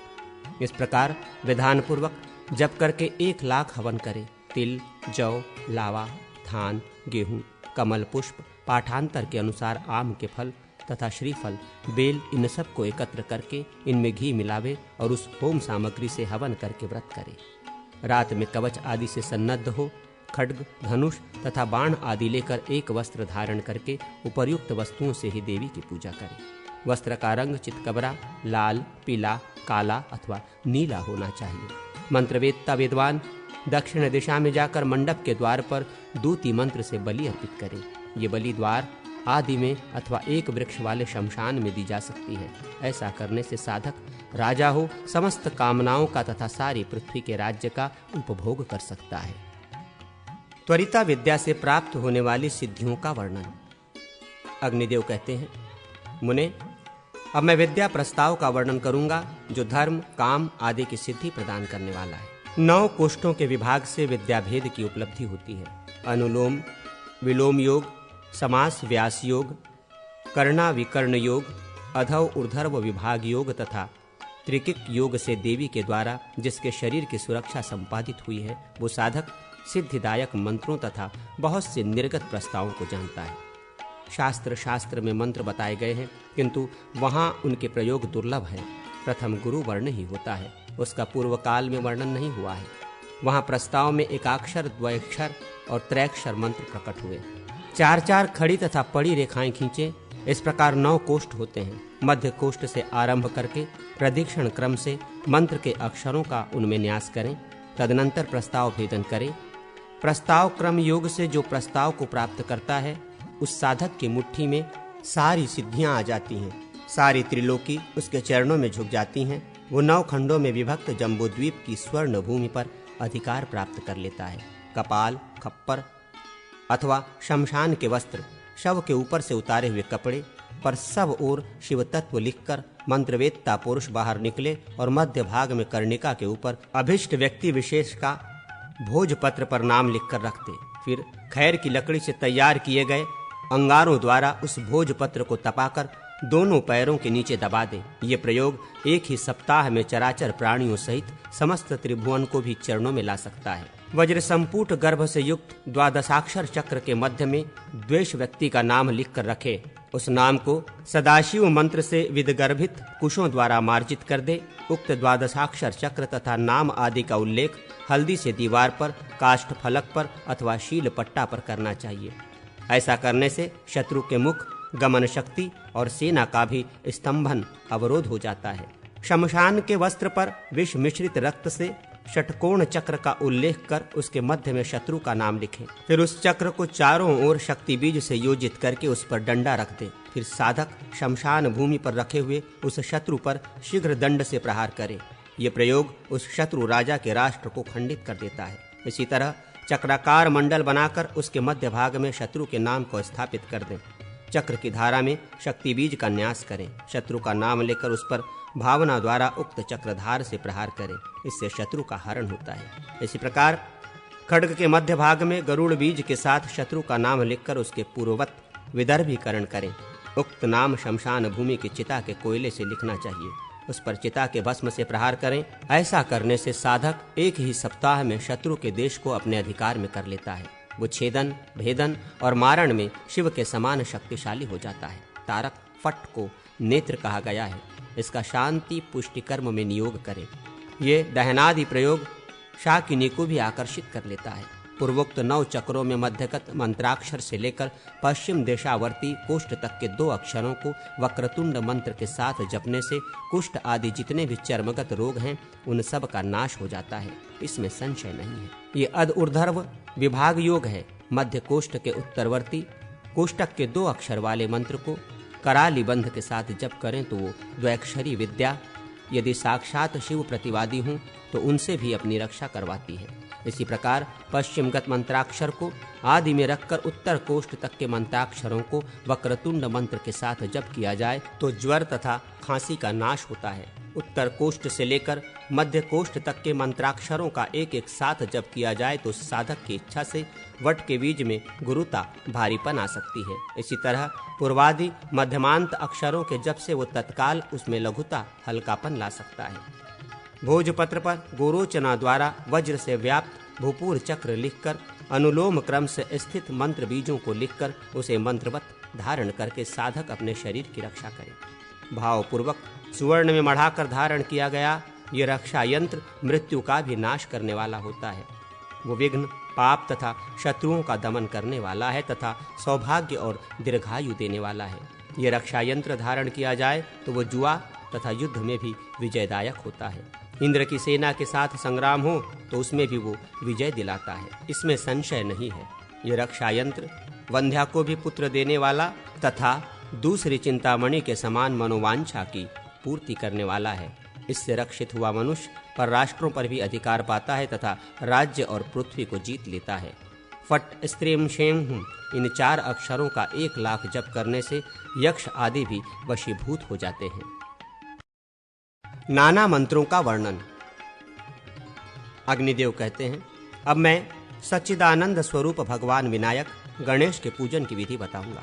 योग पीठ पर प्रथम तो आधार शक्ति की पूजा करें, फिर अग्नि आदि कोणों तथा पूर्वादि दिशाओं में क्रमशः धर्म, ज्ञान, वैराग्य, ऐश्वर्य, अधर्म, अज्ञान, अवैराग्य तथा अनैश्वर्य इन 8 की अर्चना करें। तदनंतर कंद, नाल, पद्म, कर्णिका, केसर और सत्वादि 3 गुणों की और पद्मासन की पूजा करें। इसके बाद त्रिवा, ज्वालिनी, नंदा, सुयशा, भोगदा, कामरूपणी, उग्रा तेजोवती, सत्या तथा विध्यनाशिनी इन 9 शक्तियों की पूजा करें। तत्पश्चात गणेश जी की मूर्ति का अथवा मूर्ति के अभाव में ध्यानोक्त गणपति मूर्ति का पूजन करें। इसके बाद हृदयादि अंगों की पूजा करनी चाहिए। पूजन के प्रयोग वाक्य इस प्रकार हैं। गणंजनाय हृदयाय नमः, एकदंताय उत्तकटाय शिरसे स्वाहा, अचलकर्णी शिखाय वषट गज्रवक्त्राय हूँ, ओम फट कवचाय हूँ, महोदराय दंडहस्ताय अस्त्राय फट। इन 5 अंगों में से 4 की तो पूर्वादि 4 दिशाओं में और 5वें की मध्य भाग में पूजा करें। तदनंतर गणंजय गणाधीप, गणनायक, गणेश्वर, वक्रतुंड, एकदंत, उत्कट, लंबोदर, गजवक्त्र और विकटानन, इन सब की पद्म दलों में पूजा करें। फिर मध्य भाग में हुम विघ्ननाशनाय नमः, महेंद्राय धूम्रवर्णाय नमः, यों बोलकर विघ्ननाशक एवं धूम्रवर्ण की पूजा करें। फिर बाह्य भाग में विघ्नेश का पूजन करें। अब मैं त्रिपुरा भैरवी के पूजन की विधि बताऊंगा। इसमें 8 भैरवों का पूजन करना चाहिए। उनके नाम इस प्रकार हैं: अतिसांग भैरव, रुरु भैरव, चंड भैरव, क्रोध भैरव, उन्मत्त भैरव, कपाली भैरव, भीषण भैरव तथा संहार भैरव। ब्राह्मी आदि मातृकाएं भी पूजनीय हैं। उनके नाम इस प्रकार हैं: ब्राह्मी, माहेश्वरी, कौमारी, वैष्णवी, वाराही, इंद्राणी, चामुंडा तथा महालक्ष्मी। अकार आदि ह्रस्व स्वरों के बीज को आदि में रखकर भैरवों की पूजा करनी चाहिए तथा आकार आदि दीर्घ अक्षरों के बीज को आदि में रखकर ब्राह्मी आदि मातृकाओं की अर्चना करनी चाहिए। अग्नि आदि 4 कोणों में 4 वटुकों का पूजन कर्तव्य है: समय पुत्र वटुक, योगिनी पुत्र वटुक, सिद्ध पुत्र वटुक तथा चौथा कुलपुत्र वटुक। ये 4 वटुक हैं।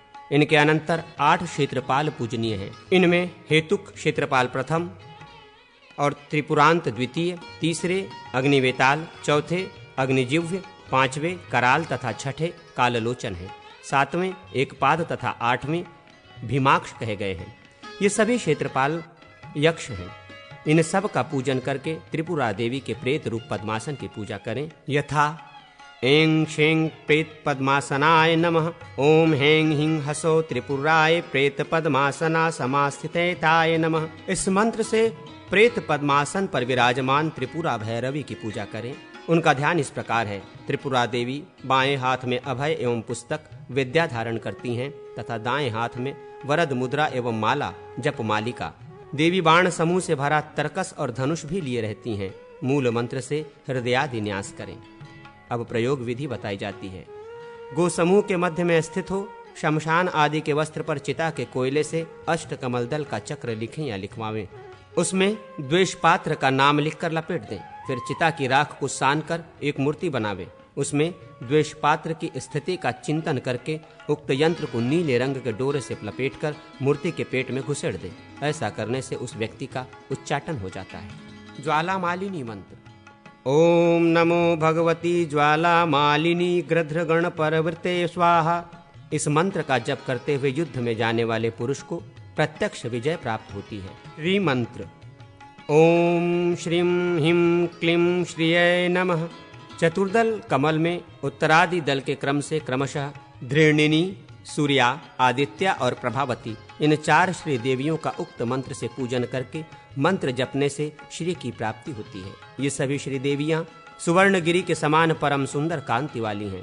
गौरी मंत्र। ओम ह्रीं गौरे नमः। इस मंत्र द्वारा जप, होम, ध्यान तथा पूजन किया जाए तो ये साधक को सब कुछ प्रदान करने वाला है। गौरी देवी की अंग कांति अरुणाभ गौर है। उनके 4 भुजाएं हैं। वे दाहिने 2 हाथों में पाश तथा वरद मुद्रा धारण करती हैं और बाएं 2 हाथों में अंकुश एवं अभय। शुद्ध चित्त से गौरी देवी की प्रार्थना आराधना करने वाला बुद्धिमान पुरुष 100 वर्षों तक जीवित रहता है तथा उसे चोर आदि का भय नहीं प्राप्त होता है। युद्ध स्थल में इस मंत्र से अभिमंत्रित जल को पी लेने से अपने ऊपर क्रोध से भरा हुआ पुरुष भी प्रसन्न हो जाता है। इस मंत्र से अंजन और तिलक लगाने पर वशीकरण सिद्ध होता है तथा जिह्वाग्र पर इसके लेख से अथवा जप से भी कवित्व शक्ति प्रस्फुटित होती है। इसके जप से स्त्री पुरुष के जोड़े वश में हो जाते हैं। इसके जप से सूक्ष्म योनियों के भी दर्शन होते हैं। स्पर्श करने मात्र से मनुष्य वश में हो जाता है। इस मंत्र द्वारा तिल की आहुति देने पर सारे मनोरथ सिद्ध होते हैं। इस मंत्र से 7 बार अभिमंत्रित करके अन्न का भोजन करने वाले पुरुष के पास सदा ही श्री धन संपत्ति बनी रहती है। इसके आदि में लक्ष्मी बीज, श्रीम और वैष्णव बीज क्लिंग जोड़ दिया जाए तो ये अर्धनारीश्वर मंत्र हो जाता है। अनंग रूपा, मदनातुरा, पवनवेगा, भुवनपाला, सर्वसिद्धिदा, अनंग मदना और अनंक मेखला ये शक्तियां हैं। इनके नाम मंत्रों के जप से लक्ष्मी की प्राप्ति होती है। कमल के दलों में हिंग, स्वर, कादि व्यंजन लिखकर बीच में अभिष्ट स्त्री का नाम लिखें। षटकोण चक्र या कलश में भी लिख सकते हैं। लिखकर उसके उपदेश से जप करने पर वशीकरण होता है। नित्य क्लिन्ना मंत्र। ओम हिं हे नित्य क्लिन्नये मद्रदवे स्वाहा। किसी किसी ने इस मंत्र को पंचदशाक्षर भी माना है। उस दशा में स्वाहा से पहले एंग हिंग जोड़ा जाता है। ये 6 अंगों वाला मूल मंत्र है। 3 बीज और 3 पद मिलाकर 6 अंग होते हैं। लाल रंग के त्रिकोण चक्र में अष्टदल कमल का चिंतन करके उसमें द्राविणी आदि का पूजन करें। पूर्वादि दिशाओं में द्राविणी आदि 4 शक्तियों तथा ईशानादि कोणों में अपरा आदि 4 शक्तियों का चिंतन पूजन करना चाहिए। उनके क्रमानुसार नाम यूं जानने चाहिए: द्राविणी, वामा, ज्येष्ठा, आह्लादकारिणी, अपरा, शोभिणी, रौद्री तथा गुण शक्ति। देवी का ध्यान इस प्रकार करें। वे रक्त वर्णा है और उसी रंग के वस्त्र आभूषण धारण करती हैं। उनके 2 हाथों में पाश और अंकुश हैं, 2 हाथों में कपाल तथा कल्प वृक्ष है तथा 2 हाथों से उन्होंने वीणा ले रखी है। नित्या, अभया, मंगला, नववीरा, सुमंगला, दुर्भगा और मनोन्मनी तथा द्रावा, इन 8 देवियों का पूर्वादि दिशा के कमल दलों में पूजन करें। श्री विद्यार्णव तंत्र में ये नाम इस प्रकार मिलते हैं: नित्या, सुभद्रा, समंगला, वनचारिणी, सुभगा, दुर्भगा, मनोन्मनी तथा रुद्र रूपिणी। इनके बाह्य भाग में 5 दलों में कामदेवों का पूजन होता है। ओम हिं अनंगनाय नमः, ओम हिं अस्मराय नमः, ओम हिं मन्मथाय नमः, ओम हिं माराय नमः, ओम हिं कामाय नमः। ये ही 5 काम हैं। कामदेवों के हाथों में पाश, अंकुश, धनुष और बाण का चिंतन करें। इनके भी बाह्य भाग में 10 दलों में क्रमशः रति, विरति, प्रीति, विप्रति, मति, दुर्मति, धृति, विधृति, तुष्टि, वितुष्टि, इन 5 काम वल्लभाओं का पूजन करें। ओम छं ऐं नित्य क्लिन्ने मद्रद्रवे ओं ओं स्वाहा। अ आ ई उ ऊ रि र ल ए ओ औ अम आहा क ख ग घ अंग च छ ज झ इया ट ठ ड ढ ण त थ द भ न प फ ब भ म य र ल व श श स ह शः। ओम शं ऐं नित्य क्लिन्नने मद्रदवे स्वाहा। ये नित्य क्लिन्ना विद्या है। सिंहासन पर आधार शक्ति तथा पद्म का पूजन करके उसके दलों में हृदय आदि अंगों की स्थापना एवं पूजन करने के अनंतर मध्य कर्णिका में देवी की पूजा करनी चाहिए। गौरी मंत्र 2। ओम ह्रीं गौरी रुद्र दयिते योगेश्वरी हुं फट स्वाहा।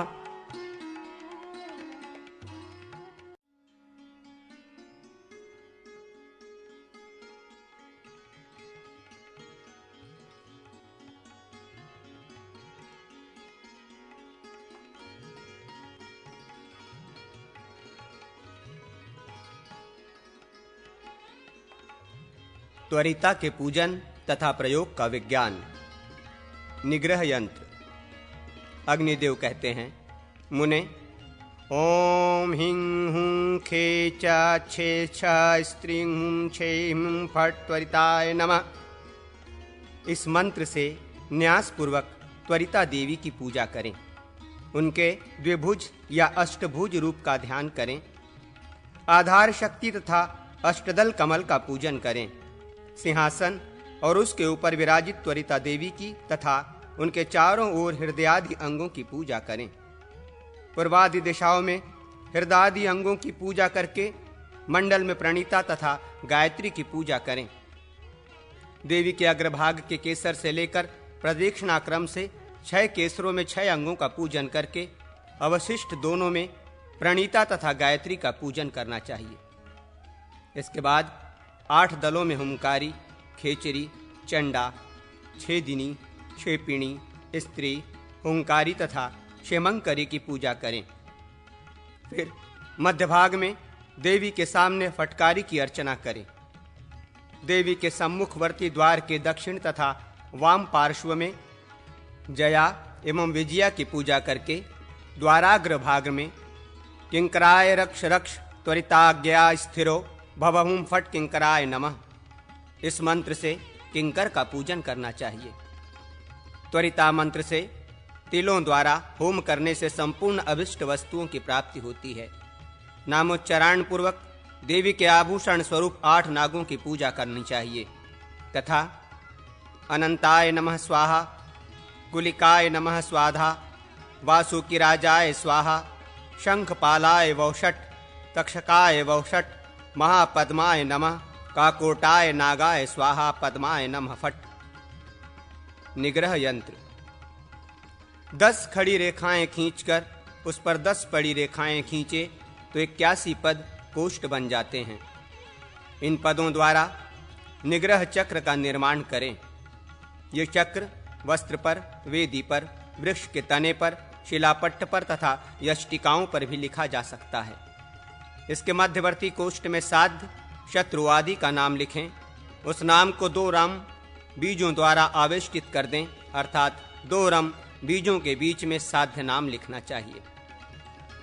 उसके पार्श्व भाग की पूर्वादि दिशाओं की 4 पट्टिकाओं में भ्रूम शुम शुम हुम इन 4 बीजों को लिखें। फिर ईशान आदि कोणों में भीतर की ओर कालरात्रि मंत्र काली आनुष्टुभ सर्वतो भद्र लिखें तथा बाहर की ओर यमराज मंत्र यम आनुष्टभ का उल्लेख करें। यदि साध्य व्यक्ति पुरुष है तब तो यही क्रम ठीक है। यदि वो स्त्री हो तो उस पर निग्रह के लिए भीतर की ओर यम आनुष्टभ मंत्र लिखा जाए और बाहर की ओर काली आनुष्टभ मंत्र का उल्लेख किया जाए।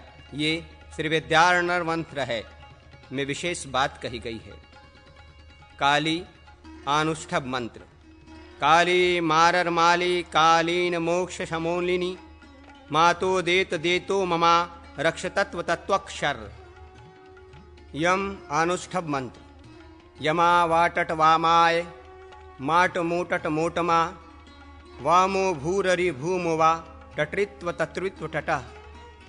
यम मंत्र के बाह्य भाग में चारों ओर रम लिखें, फिर रम के नीचे यम लिखें। इसके मारणात्मक निग्रह यंत्र संपादित होता है।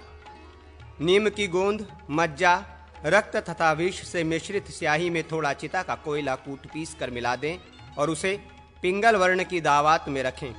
फिर कौवे के पंख की कलम से उक्त निग्रह यंत्र को लिखकर उसे शमशान भूमि में या चौराहे पर किसी गड्ढे में नीचे की ओर गाड़ दें अथवा बांबी की मिट्टी से उसे डाल दें अथवा बहेड़े के वृक्ष की डाली के नीचे भूमि में गाड़ दें। ऐसा करने से सभी शत्रुओं का नाश हो जाता है।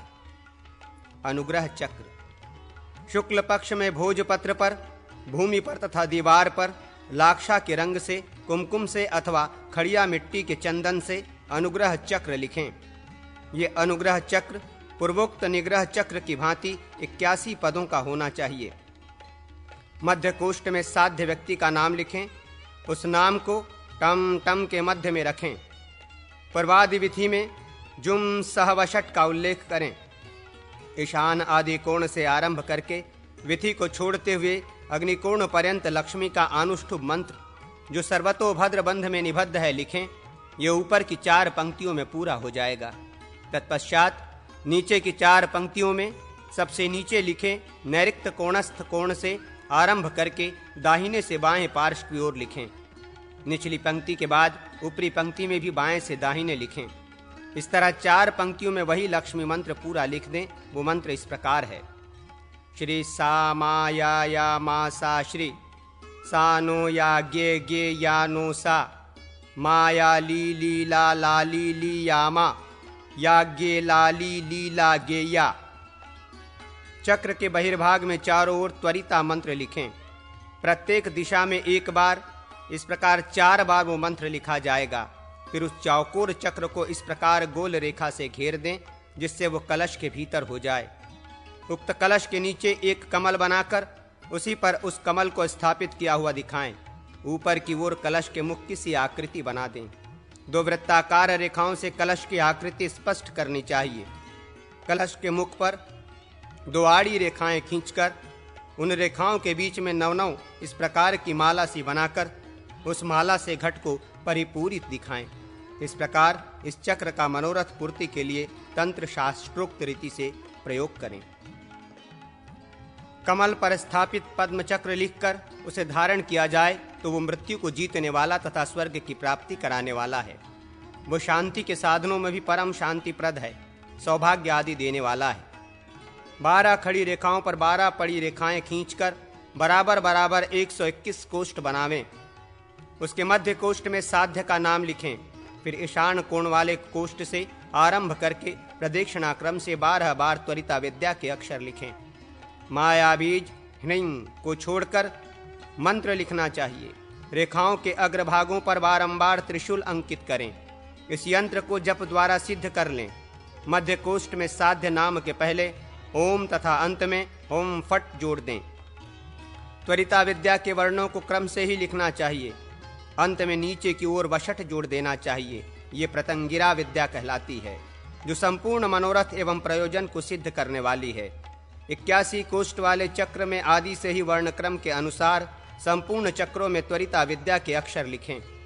6 बार मंत्र लिखने के बाद अंत के शेष कोष्ठों में साध्य का नाम तथा उसके अंत में वशट लिखें।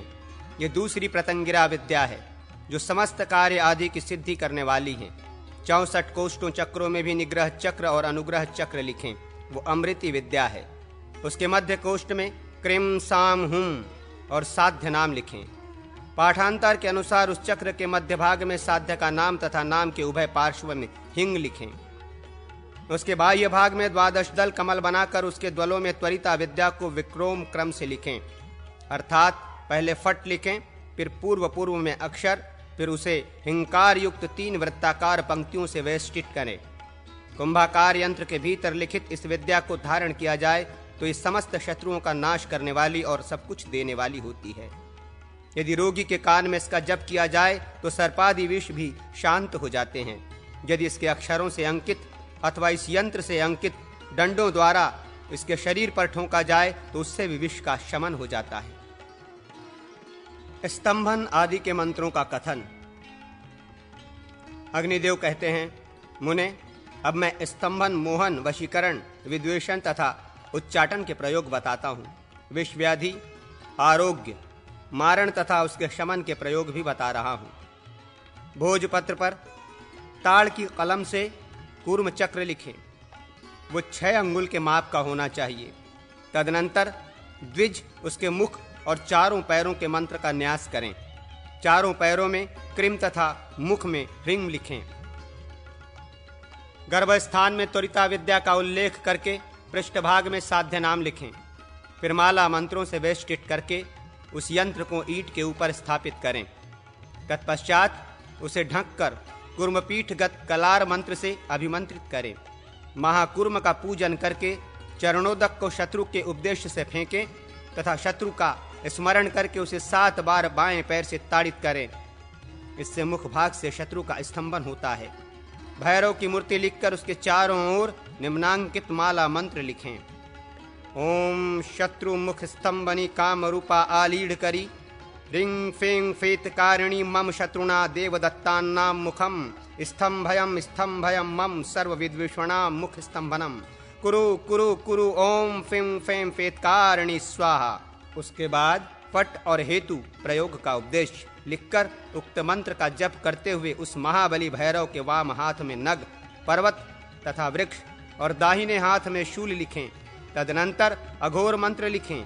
इससे वो संग्राम में शत्रुओं को स्तंभित कर देता है। ओम नमो भगवत्यै भगमालिनी विस्फुर विस्फुर स्पंद स्पंद नित्य क्लिंगने द्रव्य द्रम्य ऊम सम कृंक्राक्षरे स्वाहा। इस मंत्र का जप करते हुए रोचना आदि से तिलक करने पर मनुष्य सारे जगत को मोहित कर सकता है। ओम फैम हुम फट फटकारिणी हुम ज्वल ज्वल ज्वल त्रैलोक्य मोह मोह गोहकाली के स्वाहा। इससे तिलक करके मनुष्य राजा आदि को भी वश में कर लेता है। जहाँ गधा बैठा हो उस स्थान की धूल, शव के ऊपर चढ़ा हुआ फूल तथा स्त्री के रज में संलग्न वस्त्र का टुकड़ा लेकर रात में शत्रु की शैया आदि पर फेंक दे। इससे उसके स्वजनों में विद्वेष उत्पन्न हो जाता है। गाय का खुर और शिंग घोड़े की टाप का कटा हुआ टुकड़ा तथा सांप का सिर, इन सब को कूटकर एक में मिला दे और द्वेष पात्र के घरों पर फेंक दे। इससे शत्रु वर्ग का उच्चाटन होता है। कनेर की पीली शिफा, फूल या जड़ मारण के प्रयोग में संसिद्ध सफल है। सांप और छछुंदर का रक्त तथा कनेर का बीज भी मारण रूपी प्रयोजन का साधक है। मरे हुए गिरगिट भ्रमर, केकड़ा और बिच्छू का चूरन बनाकर तेल में डाल दें। उस तेल को अपने शरीर में लगाने वाला मनुष्य कोढ़ी हो जाएगा। ओम नवग्रहाय सर्वशत्रुमम मम साधय साधय मारय मारय ओम सोम मम बुम बुम शुम शम राम कैम ओम स्वाहा। इस मंत्र को भोजपत्र या नवग्रह प्रतिमा पर लिखकर आँख मदार के 100 फूलों से पूजा करके शत्रु मारण के उद्देश्य से उस यंत्र या प्रतिमा को शमशान भूमि में गाड़ दें। इससे समस्त ग्रह साधक के शत्रु को मार डालते हैं। ओम कुंजरी ब्रह्माणी, ओम मंजरी माहेश्वरी, ओम वैताली कुमारी, ओम महाकाली वैष्णवी, अघोरा वाराही, ओम वैतालेंद्रणी, उर्वशी चामुंडा, ओम वैताली चंडिका, ओम जयाली यक्षिणी नवमातरो हेमम शत्रुम ग्रहत ग्रहत। भोजपत्र पर इस मंत्र को लिखें। शत्रु पद के स्थान में शत्रु के नाम का निर्देश करें, फिर शमशान भूमि में उस यंत्र की पूजा करें तो शत्रु की मृत्यु हो जाती है।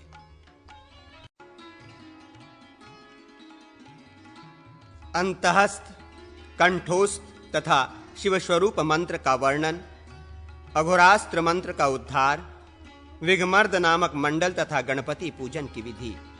भगवान शिव कहते हैं, स्कंद जिसके ऊपर तेज र हो ऐसे विश्व रूप ह को उद्धृत करके फिर नरसिंह श के नीचे कृतांत म रखें, उसके अंत में प्रणव लगा दें।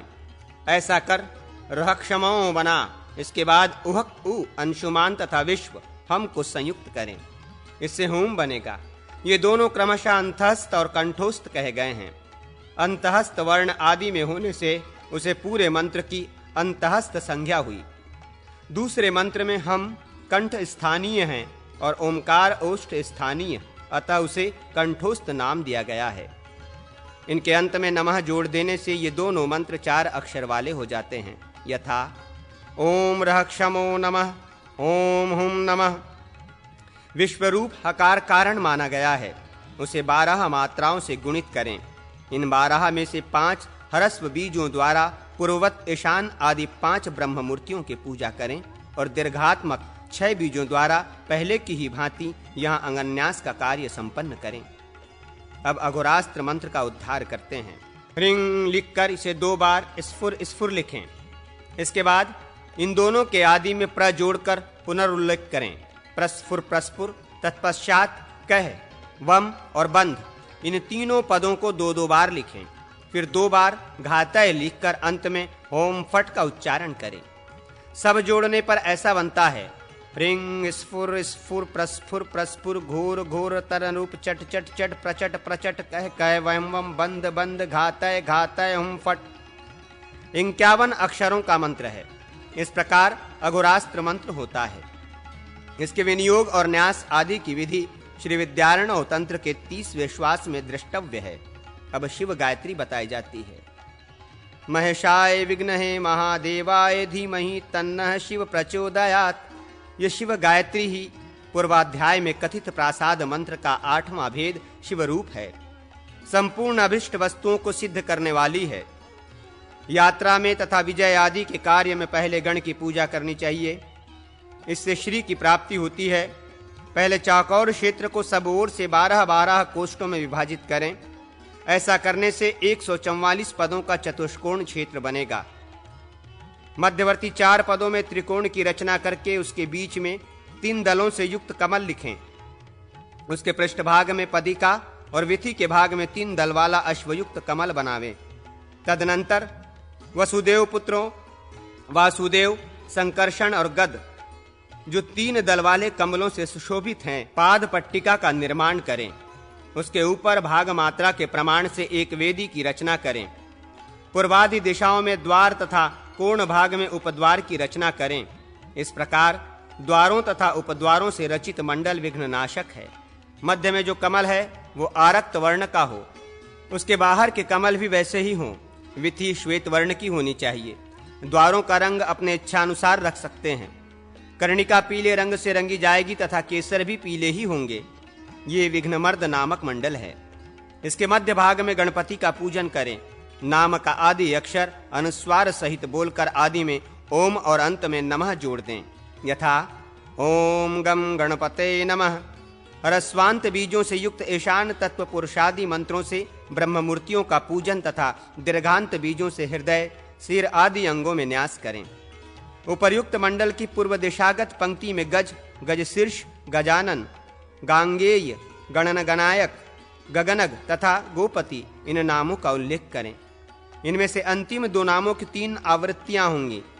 इस प्रकार ये 10 नाम 10 कोष्ठों में लिखे जाएंगे और किनारे के एक एक कोष्ठ खाली रहेंगे, जो दक्षिण उत्तर की नामावली से भरेंगे। विचित्रांश, महाकाय, लंबोष्ट, लंबकर्ण, लंबोदर, महाभाग, विकृत, विकट, पार्वती, प्रिय, भयावह, भद्र, भगण और भयसूदन, ये 12 नाम दक्षिण दिशा की पंक्ति में लिखें।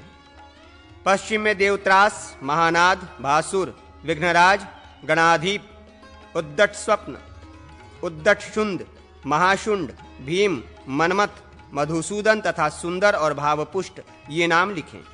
फिर उत्तर दिशा में ब्रह्मेश्वर, ब्राह्म मनोवृत्ति, संलय, लय, नृत्यप्रिय, लोल, विकर्ण, वत्सल, कृतांत, कालदंड तथा कुंभ का पूर्ववत उल्लेख करके इन सब का यजन करें। पूर्वोक्त मंत्र का 10,000 जप और उसके दशांश से होम करें। शेष नाम मंत्रों का 10-10 बार जप करके उनके लिए एक-एक बार आहुति दें। तत्पश्चात पूर्णाहुति देकर अभिषेक करें। इससे संपूर्ण मनोरथ सिद्ध होता है। साधक भूमि, गौ, अश्व, हाथी तथा अस्त्र आदि देकर गुरुदेव की पूजा करें। वागीश्वरी की पूजा एवं मंत्र आदि। भगवान शिव कहते हैं, स्कंद, अब मैं मंडल सहित वागीश्वरी पूजन की विधि बता रहा हूं। उहक, उ को काल, घ से संयुक्त करके उसका चंद्रमा अनुस्वार से योग करें तो वो एकाक्षर मंत्र बनेगा। घुम, निषाद पर ईश्वर ई का योग करके उसे बिंदु विसर्ग से समन्वित करें। इस एकाक्षर मंत्र का उपदेश सबको नहीं देना चाहिए। वागीश्वरी देवी का ध्यान इस प्रकार करें। देवी की अंग कांति कुंद कुसुम तथा चंद्रमा के समान उज्ज्वल है। वे 50 वर्णों का मालामय रूप धारण करती हैं। मुक्ता की माला तथा श्वेत पुष्प के हारों से सुशोभित हैं। उनके 4 हाथों में क्रमशः वरद, अभय, अक्षमाला तथा पुस्तक शोभा पाते हैं। वे तीनों नेत्रों से युक्त हैं। इस प्रकार ध्यान करके उक्त एकाक्षर मंत्र का 1 लाख जप करें। देवी पैरों से लेके मस्तक पर्यंत अथवा कंधों तक, ककार से लेके शकारत तक की वर्णमाला धारण करती हैं। इस प्रकार उनके स्वरूप का स्मरण करें।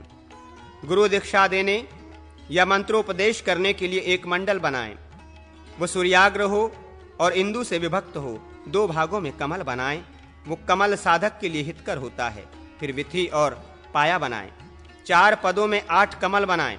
उसके बाह्य भाग में विथि और पादिका का निर्माण करें। 2-2 पदों द्वारा प्रत्येक दिशा में द्वार बनाएं। इसी तरह उपद्वारों का भी निर्माण करें। कोणों में 2-2 पट्टिकाएं निर्मित करें। अब 9 कमल वर्णाब्ज तथा दिशाओं से संबद्ध कमल श्वेत वर्ण के रखें। कर्णिका पर सोने के रंग का चूर्ण गिराकर उसे पीली कर दें। केसरों को अनेक रंगों से रंगकर कोणों को लाल रंग से भरें। व्योम रेखांतर काला रखें। द्वारों का मान इंद्र के हाथी के मान के अनुसार रखें। मध्य कमल में सरस्वती को, पूर्वगत कमल में वागीशी को, फिर अग्नि आदि कोणों के क्रम से हल्लेखा, चित्रवागीशी, गायत्री, विश्वरूपा, शांकरी, मति और धृति को स्थापित करके उन सब का पूजन करें। नाम के आदि में ह्रीम तथा नाम के आदि अक्षर को बीज रूपों में बोलकर पूजा करनी चाहिए तथा पूर्व में हिंग वांग वागीश्वय नमः इत्यादि सरस्वती ही वागीश्वरी के रूप में ध्येय है। जप पूरा करके कपिला गाय के घी से हवन करे। ऐसा करने वाला साधक संस्कृत तथा प्राकृत भाषाओं में काव्य रचना करने वाला कवि होता है और काव्य शास्त्र आदि का विद्वान हो जाता है। सर्वतोभद्र आदि मंडलों का वर्णन। भगवान शिव कहते हैं, स्कंद, अब मैं सर्वतोभद्र नामक 8 प्रकार के मंडलों का वर्णन करता हूं। पहले शकंकु या कील से प्राची दिशा का साधन करें।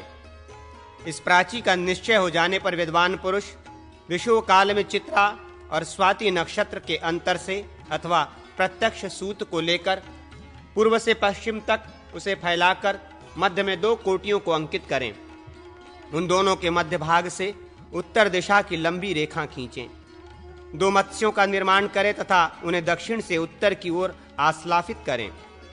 श्वत्पथ क्षेत्र के आधे मान से कोण संपात करें। इस तरह 4 बार सूत्र के क्षेत्र में आस्फालन से एक चौकोर रेखा बनती है। उसमें 4 हाथ शुभ भद्रमंडल बनाएं। 8 पदों में सब ओर से विभक्त 64 पद वालों में से 20 पद वाले क्षेत्र में 12 की ओर एक विधि का निर्माण करें। ये विधि एक मंत्र की होगी। कमल के मान से 2 पदों का द्वार बनाएं। द्वार कपोलयुक्त होना चाहिए। कोणबंध के कारण उसकी विचित्र शोभा हो, ऐसा द्विपद का द्वार निर्माण में उपयोग करें। कमल श्वेत वर्ण का हो, कर्णिका पीत वर्ण से रंगी जाए, केसर चित वर्ण का हो, अर्थात उसके निर्माण में अनेक रंगों का उपयोग किया जाए। विधि को लाल रंग से भरा जाए। द्वार लोकपाल स्वरूप होता है। नित्य तथा नैमित्तिक विधि में कोणों का रंग लाल होना चाहिए। अब कमल का वर्णन सुनो। कमल के 2 भेद हैं, असंसक्त तथा संसक्त। असंसक्त मोक्ष की तथा संसक्त भोग की प्राप्ति कराने वाला है। असंसक्त कमल मुमुक्षुओं के लिए उपयुक्त है। संसक्त कमल के 3 भेद हैं, बाल, युवा तथा वृद्ध। वे अपने नाम के अनुसार फल सिद्धि प्रदान करने वाले हैं। कमल के क्षेत्र में दिशा तथा कोण दिशा की ओर सुचालन करें तथा कमल के समान 5 वृत्त निर्माण करें। कमल वृत्त में 9 पुष्करों से युक्त कर्णिका होगी। दूसरे में 24 केसर होंगे। तीसरे में दलों की संधि होगी, जिसकी आकृति हाथी के कुंभ स्थल के सदृश होगी। चौथे वृत्त में दलों के अग्रभाग होंगे तथा 5वें वृत्त में आकाश मात्र शून्य रहेगा। इसे संसक्त कमल कहा गया है। असंसक्त कमल में दलाग्र भाग पर जो दिशाओं के भाग हैं, उनके विस्तार के अनुसार 2 भाग छोड़कर 8 भागों से दल बनाएं। संधि विस्तार सूत्र से उसके मान के अनुसार दल की रचना करें। इसमें बाएं से दक्षिण क्रम से प्रवृत्त होना चाहिए। इस तरह ये वृद्ध संसक्त कमल बनता है।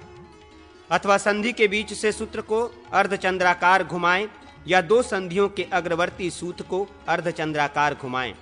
ऐसा करने से बाल पद्म बनता है। संधि सूत्र के अग्रभाग से पृष्ठभाग की ओर सूत घुमाएं। वो तीक्ष्ण अग्रभाग वाला युवा संज्ञक है। ऐसे कमल से भोग और मोक्ष की उपलब्धि होती है। सम शह मुख वाले स्कंद मुक्ति के उद्देश्य से किए जाने वाले आराधनात्मक कर्म में वृद्ध कमल का उपयोग करना चाहिए तथा वशीकरण आदि में बाल पद्म का नवनाभ कमल चक्र 9 हाथों का होता है। उसमें मंत्रात्मक 9 भाग होते हैं। उसके मध्य भाग में कमल होता है। उस कमल के ही मान के अनुसार उसमें पट्टिका, विथि और द्वार के साथ कंठ एवं उपकंठ के निर्माण की बात भी कही गई है। उसके बाह्य भाग में विथि की स्थिति मानी गई है। 5 भाग में तो विथि होती ही है और अपने चारों ओर वो 10 भाग का स्थान लिए रहती है। उसके 8 दिशाओं में 8 कमल होते हैं तथा विथि सहित एक द्वारपद भी होता है। उसके बाह्य भाग में 5 पदों की विथि होती है जो लता आदि से विभूषित हुआ करती है। द्वार के कंठ में कमल होता है। द्वार का ओष्ठ और कंठ भाग एक एक पद का होता है। कपोल भाग एक पद का बनाना चाहिए। 3 दिशाओं में 3 द्वार स्पष्ट होते हैं। कोणबंध 3 पट्टियों, 2 पद तथा वज्र चिन्ह से युक्त होता है। मध्य कमल शुक्ल वर्ण का होता है तथा शेष दिशाओं के कमल पूर्वादि क्रम से पीत, रक्त, नील, पीत, शुक्ल, धूम्र, रक्त तथा पीत वर्ण के होते हैं। ये कमल चक्र मुक्तिदायक है। पूर्वादि दिशाओं में 8 कमलों तथा शिव विष्णु आदि देवताओं का यजन करें। विष्णु आदि का पूजन प्रासाद के मध्यवर्ती कमल में करके पूर्वादि कमलों में इंद्र आदि लोकपालों की पूजा करें। इनकी बाह्य विधि की पूर्वादि दिशा में उन इंद्र आदि देवताओं के वज्र आदि आयुधों की पूजा करें। वहां विष्णु आदि की पूजा करके साधक अश्वमेघ यज्ञ के फल का भागी होता है। पवित्रारोपण आदि में महान मंडल की रचना करें। 8 हाथ लंबे क्षेत्र का 26 से विवर्तन विभाजन करें। मध्यवर्ती 2 पदों में कमल निर्माण करें। तदनंतर 1 पद की विधि हो। तत्पश्चात दिशाओं तथा विदिशाओं में 8 नील कमलों का निर्माण करें। मध्यवर्ती कमल के ही मान से उसमें कुल 30 पद्म निर्मित किए जाएं। वे सब दल संधि से रहित हों तथा नीलवर्ण के इंदिवर संज्ञक कमल हों। उसके पृष्ठभाग में 1 पदक विधि हो। उसके ऊपर स्वस्तिक चिन्ह बने हों। तात्पर्य ये कि विधि के ऊपर भाग या बाह्य भाग में 2-2 पदों के विभक्त स्थानों में कुल 8 स्वस्तिक लिखे जाएं। तदनंतर पूर्वत बाह्य भाग में विथिका रहे। द्वार, कमल तथा उपकंठ सब कुछ रहने चाहिए। कोण का रंग लाल और विथिका पीला होना चाहिए। मंडल के बीच का कमल नील वर्ण का होगा।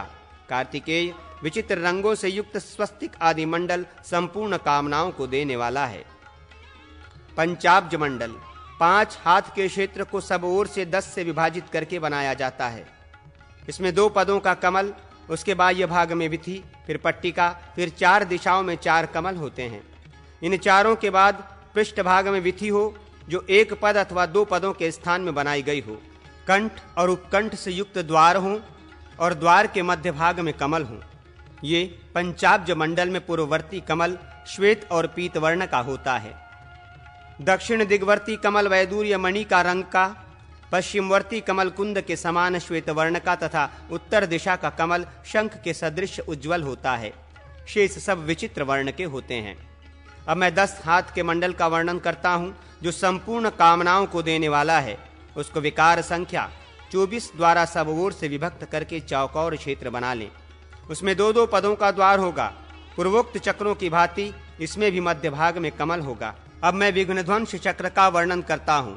4 हाथ का पूर्व चौकोर क्षेत्र बनाकर उसके मध्य भाग में 2 हाथ के घेरे में वृत्त गोलाकार चक्र बनाएं। 1 हाथ की विधि होगी, जो सब ओर से स्वस्तिक चिन्हों द्वारा घिरी रहेगी। 1-1 हाथ में चारों ओर द्वार बने रहेंगे। चारों दिशाओं में वृत्त होंगे, जिनमें कमल अंकित रहेंगे। इस प्रकार इस चक्र में 5 कमल होंगे, जिसका वर्ण श्वेत होगा। मध्यवर्ती कमल में निष्कल निराकार परमात्मा का पूजन करना चाहिए। पूर्वादि दिशाओं में हृदय आदि अंगों की तथा विदिशाओं में अस्त्रों की पूजा होनी चाहिए। पूर्वत सदोजात आदि 5 ब्रह्ममय मुखों का भी पूजन आवश्यक है। अब मैं बुद्ध्याधार चक्र का वर्णन करता हूँ। 100 पदों के से क्षेत्र में मध्यवर्ती 15 पदों में 1 कमल अंकित करें। फिर 8 दिशाओं में 1-1 करके 8 शिवलिंगों की रचना करें। मेखला भाग सहित कंठ की रचना 2 पदों में होगी। आचार्य अपनी बुद्धि का सहारा लेकर यथास्थान लता आदि की कल्पना करें। 4, 6, 5 और 8 आदि कमलों से युक्त मंडल होता है। 20, 30 आदि कमलों वाला भी मंडल होता है। 12,120 कमलों से युक्त भी संपूर्ण मंडल हुआ करता है। 120 कमलों के मंडल का भी वर्णन दृष्टिगोचर होता है। श्री हरि, शिव, देवी तथा सूर्यदेव के 1440 मंडल हैं। 17 पदों द्वारा 17 पदों का विभाग करने पर 279 पद होते हैं। उक्त पदों के मंडल में लतालिंग का उद्भव कैसे होता है, ये सुनो। प्रत्येक दिशा में 5, 3, 1, 3 और 5 पदों को मिटा दें। ऊपर के 2 पदों से लिंग अथवा पार्श्ववर्ती 2-2 कोष्टकों में मंदिर बनेगा। मध्यवर्ती 2 पदों का कमल हो, फिर 1 कमल और होगा। लिंग के पार्श्व भागों में 2 भद्र बनेंगे। 1 पद का द्वार होगा, उसका लोप नहीं किया जाएगा।